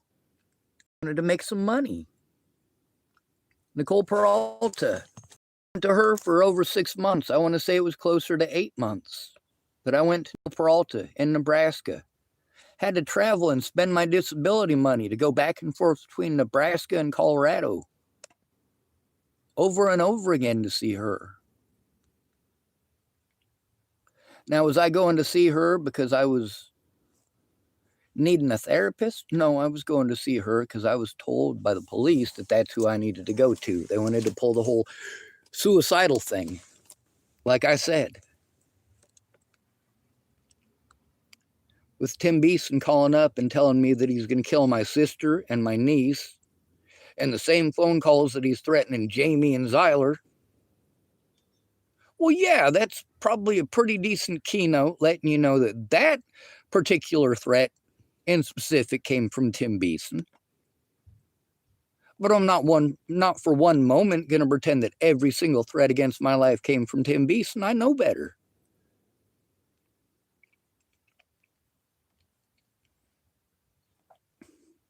The fact that I have had to rely on meth addicts because sober people don't come through. They don't keep their words. They want to assume.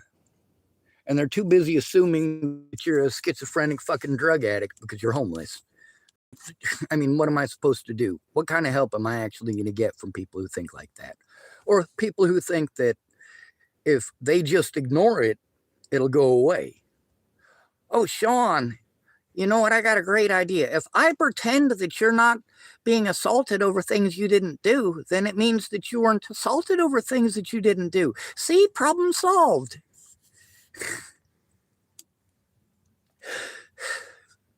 Sometimes I just got to laugh at people's common sense.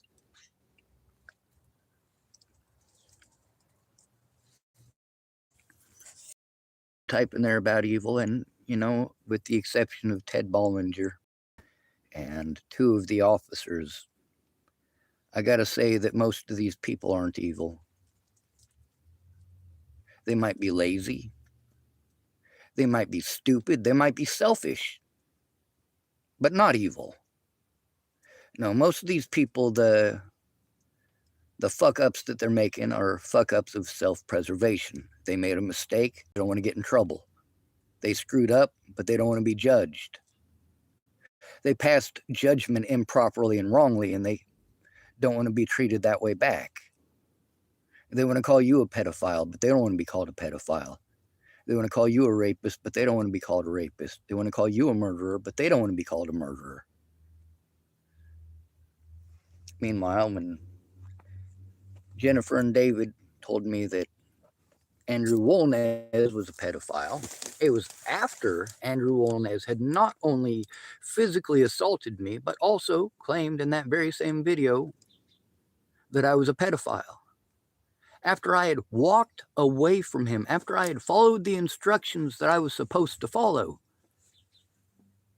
went across the street, went all the way back to my car, gave him what I felt was a sufficient amount of time for him to turn in his cans, get his goddamn drug money and leave so I could turn in my cans and get something to fucking eat.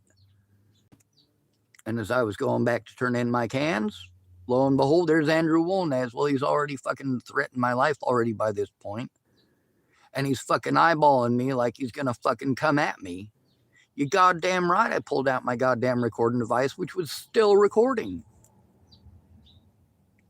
And he kept on trying to break my phone and kept on punching me in the head over and over again.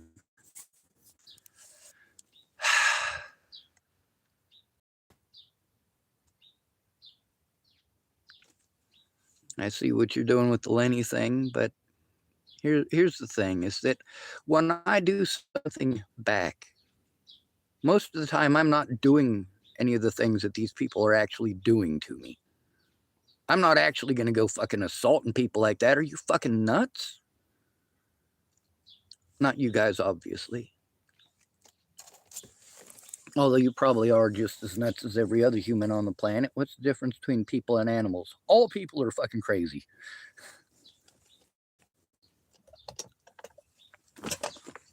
For most people, their favorite hobby is the sound of their own voice.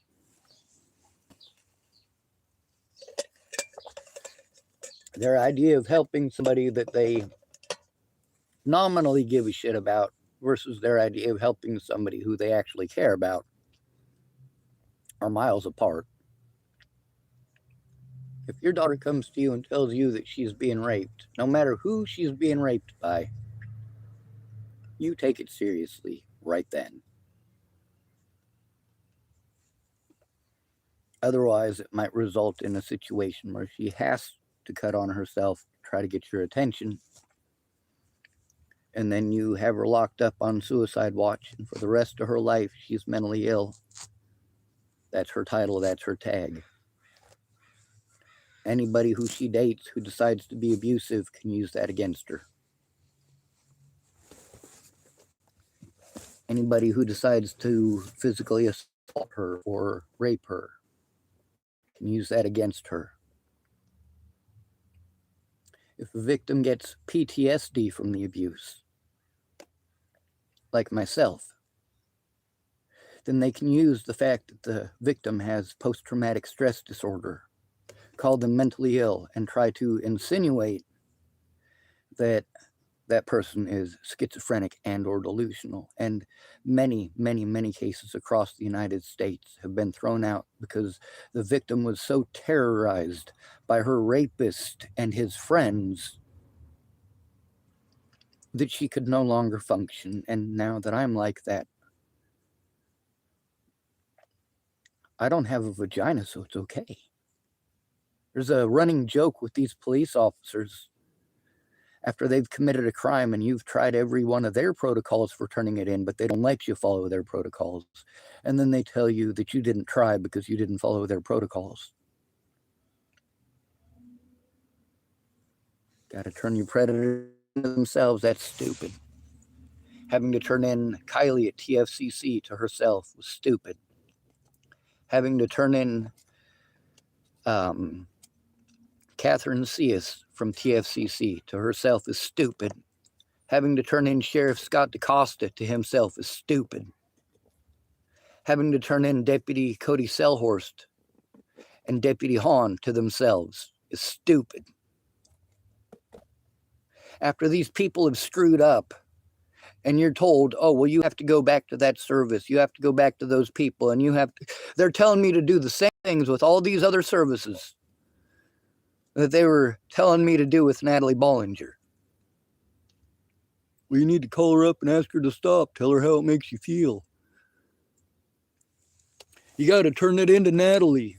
Oh, you got to turn the Tillamook Police into the Tillamook Police Department. Oh, you have to turn in the Tillamook Sheriff's Department to the Tillamook Sheriff's Department. Oh, you got to turn in Scott DaCosta to Scott DaCosta in Chapel. Oh, you got to turn Officer Schmidt, who went out of his way not to do his job.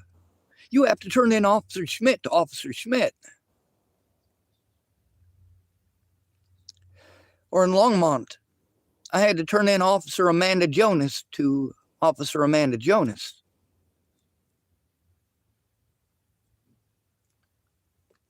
What the hell? And meanwhile, these are supposed to be delusions. When you guys hear my videos from the yelly, screamy, angry type, like those. Because that's what you guys care about. That right there is what will get you guys to denote that there's an issue. Whether you want to blame me for that issue or blame others, the fact is that those loud, screamy, angry videos, well, that's what I am forced to do, to try to get someone's attention to help turn this in. Kind of like when your daughter is desperate, she would rather get help stopping dad from raping her than ending her life. That's why she used a lady Bic and barely scratched herself. But she didn't scratch herself over what dad did. She scratched herself because you weren't listening.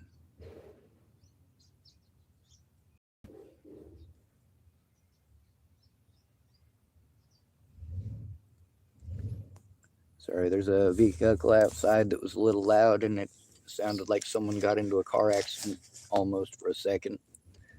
Seems somebody was probably just moving something.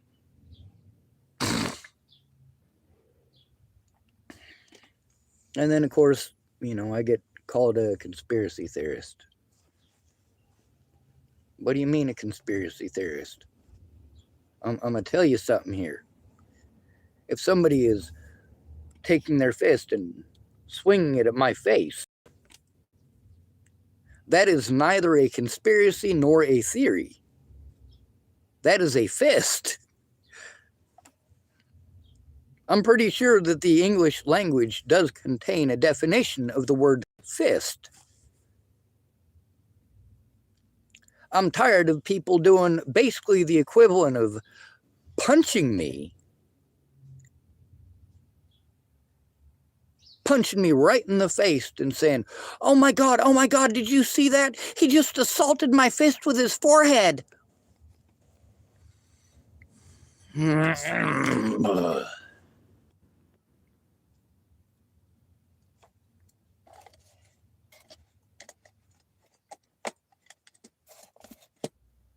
I grew up in the system with a lot of people who were victimized. So some of the stuff that you're typing there is, yeah, you're right. I have known a lot of victims. Oh.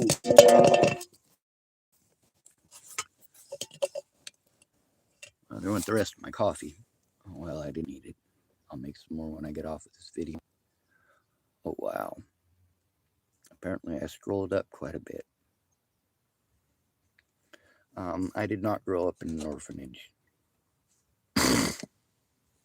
No, Josh.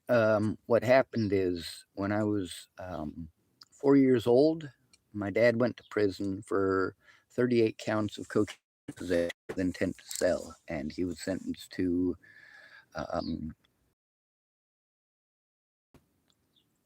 and he was let out after he'd spent most of his time on a work farm.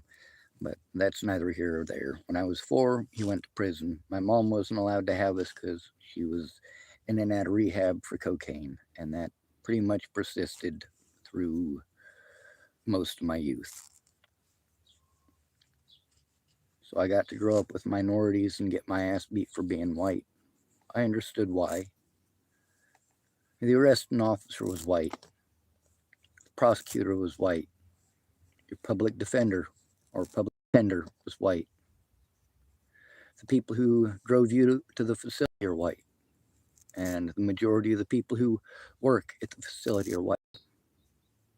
I can understand why you don't like white people. Also, you go into the place and you got this mentality that you're going into prison, which it's not. It's a fucking juvenile facility. And you got this idea that you got to go in there and beat up the biggest guy, or at least start a fight with him so that people think you're crazy. You get in there and you look around and nope. Those brothers look like they fuck you up quick, fast, and in a hurry. So you look at the one who's about your size and you think, well, I might be able to take him. And then they see the little fucking white kid in the corner and they go, that's my bitch. how fucking wrong they were every goddamn time. I could take an ass whooping.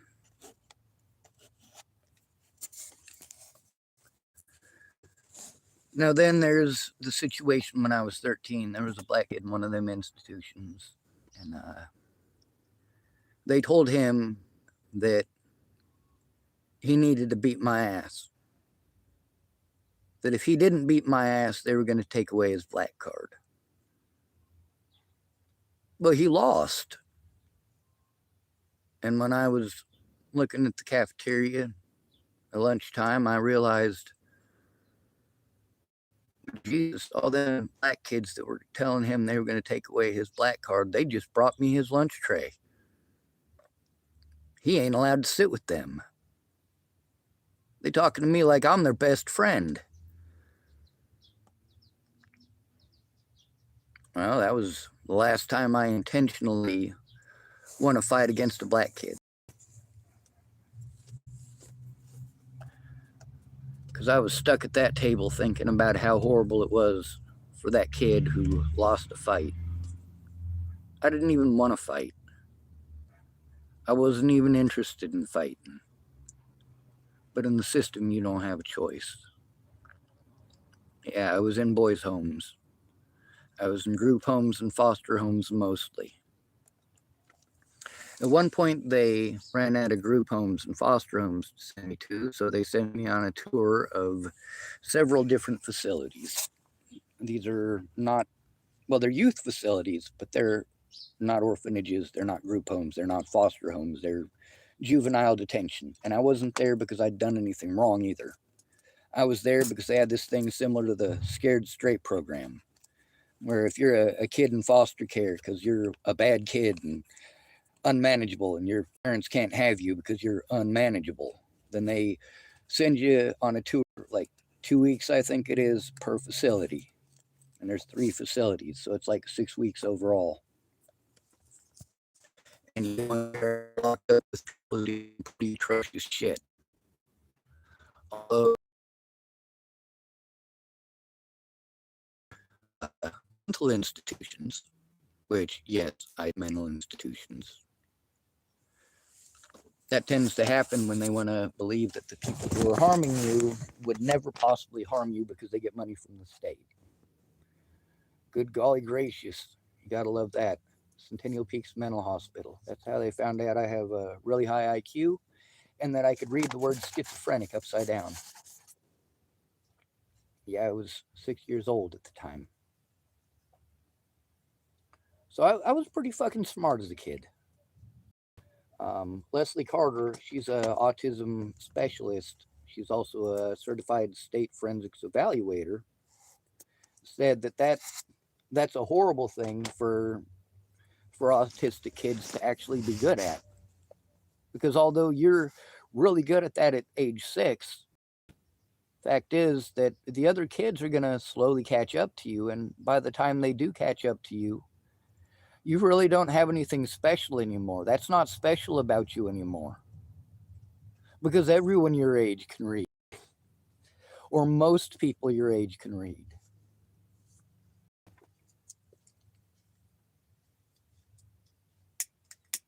Christ.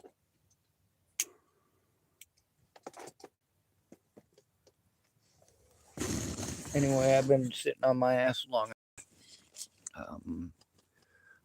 I'm limbered up enough, I might be able to make another walk today. If I do, I'll be for shit tomorrow. But fatigue is hell. Like I didn't know fatigue like this was even possible. I'd run for miles before. I was able to jog from Chapel, Nebraska to Lodgepole, Nebraska every day for school. 9 miles. And that's each way. And if you look up Chapel, Nebraska and Lodgepole, Nebraska, you'll notice that, yes, I am absolutely telling the truth. Also, if you look at the address for the school, and you look at the address for my mother's house on 1st Street in Chapel when she lived there, it was 890 1st Street. You'll notice that from 890 First Street to the front door of the high school is 10.1 miles. I just got sick and tired of arguing with people who saw me going every day and wanted to tell me, you're not running 10 miles, you're only running 9 miles. There's only 9 miles in between Chapel, Nebraska and Lodgepole, Nebraska. Yeah, but after you get to the border, there's a few blocks into town to get to the friggin' school, ain't there? Once you get into the border of Chapel, Nebraska, it's quite a few blocks to where my mom's house, isn't it? Yeah, that's a little extra. Chapel, Nebraska has 2 P's and 2 L's. Chappell. Josh typed only 9 miles. That's like 12 kilometers. Yep. Something like that. It's not too bad.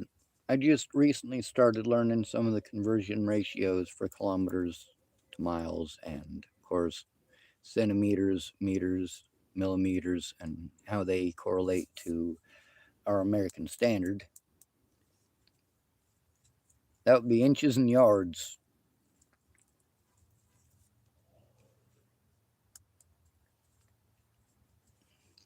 So, one thing that is actually possible now because of the amount of evidence and witnesses recorded between this channel and the other one, it shows that the police in the United States have done everything that they can to create this situation. It shows that I'm not the only person in this situation, and it shows that it's a situation that the United Nations needs to be aware of. The United Nations needs to take care of. The United States bullies the whole world. Unfortunately, right now, we've got a pedophile in office who's bullying his own people and your people. And I am so sorry that my fellow countrymen are such ignorant, self-indulgent cowards. I am so sorry to the whole planet for that. However, what I'm bringing attention to is the actual corruption on the local level and how rampant it really is. How these things that you want to say are so horrible when they happen to a white girl in a house or a black man in a house, somebody who lives in a house and has rights. None of y'all want to pay attention to the fact that the police, that's their standard practice with homeless people. And the majority of the time when they do that to somebody who's not homeless, it's because they assumed that person was homeless. That's where they pay the money out. It's not some obscure thing that happened once with Waylon Lolatai. What was obscure about the situation with Samuel Leon Lawrence IV and Zaid Atkinson, the obscure part of that was the fact that they were not homeless. They did have people who cared about them. They did have somebody there to record it. They did have assistance getting the body camera evidence. They got all the assistance that the homeless people don't get, including the situation with Darren O'Connor, who was aware of at least 7 people assaulted in Boulder County by Officer Waylon Lolatai.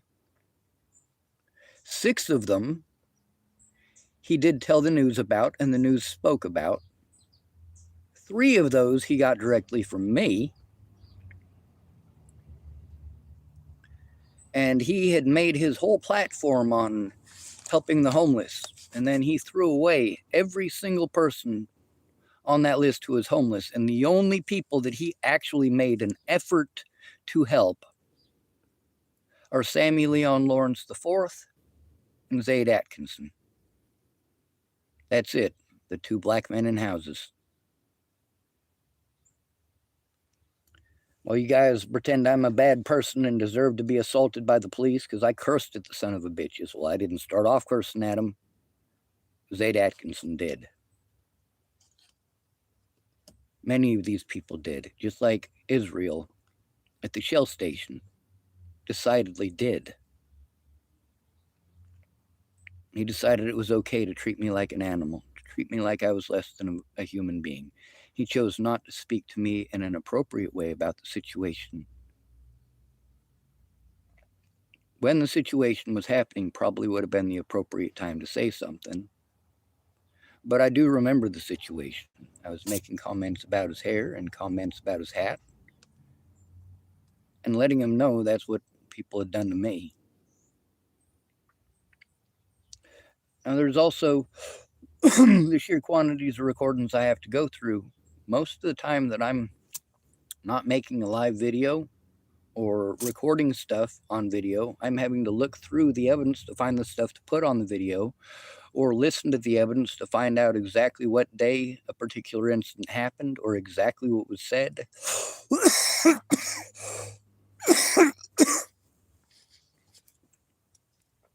Most of the people who have actually shown up in person to help me have wasted a lot of time with wanting to come up with violent ideas and ideas for vengeance and ideas for hatred and ideas for harm.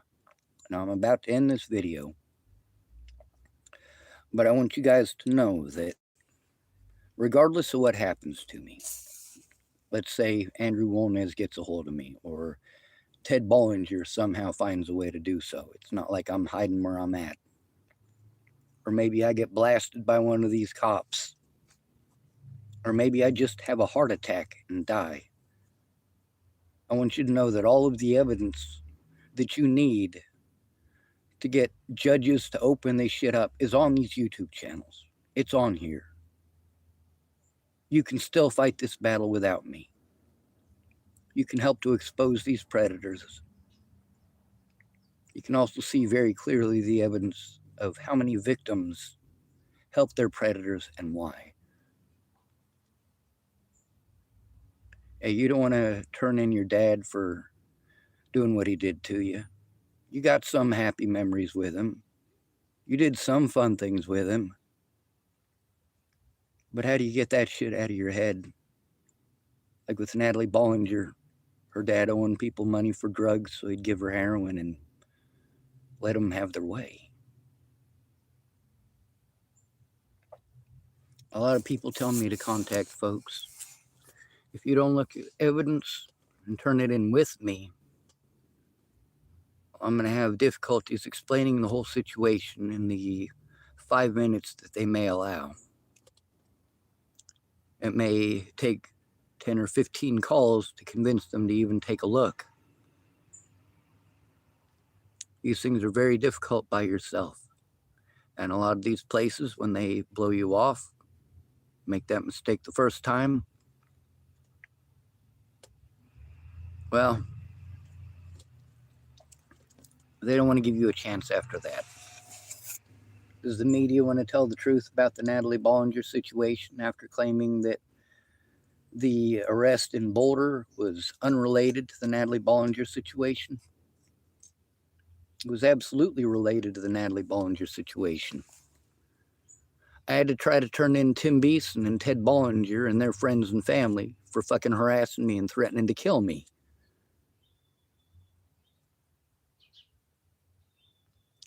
Anyway, I gotta go. Y'all be safe. Stay out of trouble or don't get caught. Next time I go out, it probably won't be a live recording because we only get like 25 live recordings from the telephone once you hit 50 subscribers. And I'm trying to post these up only when there's a situation that needs to be recognized. It does need to be recognized that there has been multiple assaults, including a man trying to run me over with his truck that happened over at the Shell station. It is not safe for me to go to the Shell station. The staff who are there have shown through all of this, all the way going back to 2022 when I first got here, that if there's any sort of assault, any sort of abuse towards their customers, well, in specific, a homeless customer, that they're just going to let it happen.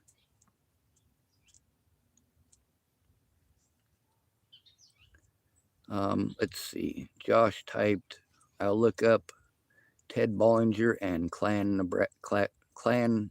Nebraska Chapel. Well, type KKK after you type Chapel, Nebraska. You'll get to see that Nebraska's largest collection of KKK memorabilia came from the attic of the county prosecutor's office. By the way, he's no longer the county prosecutor there. No, he is now a judge in Kansas. His name's Joel J.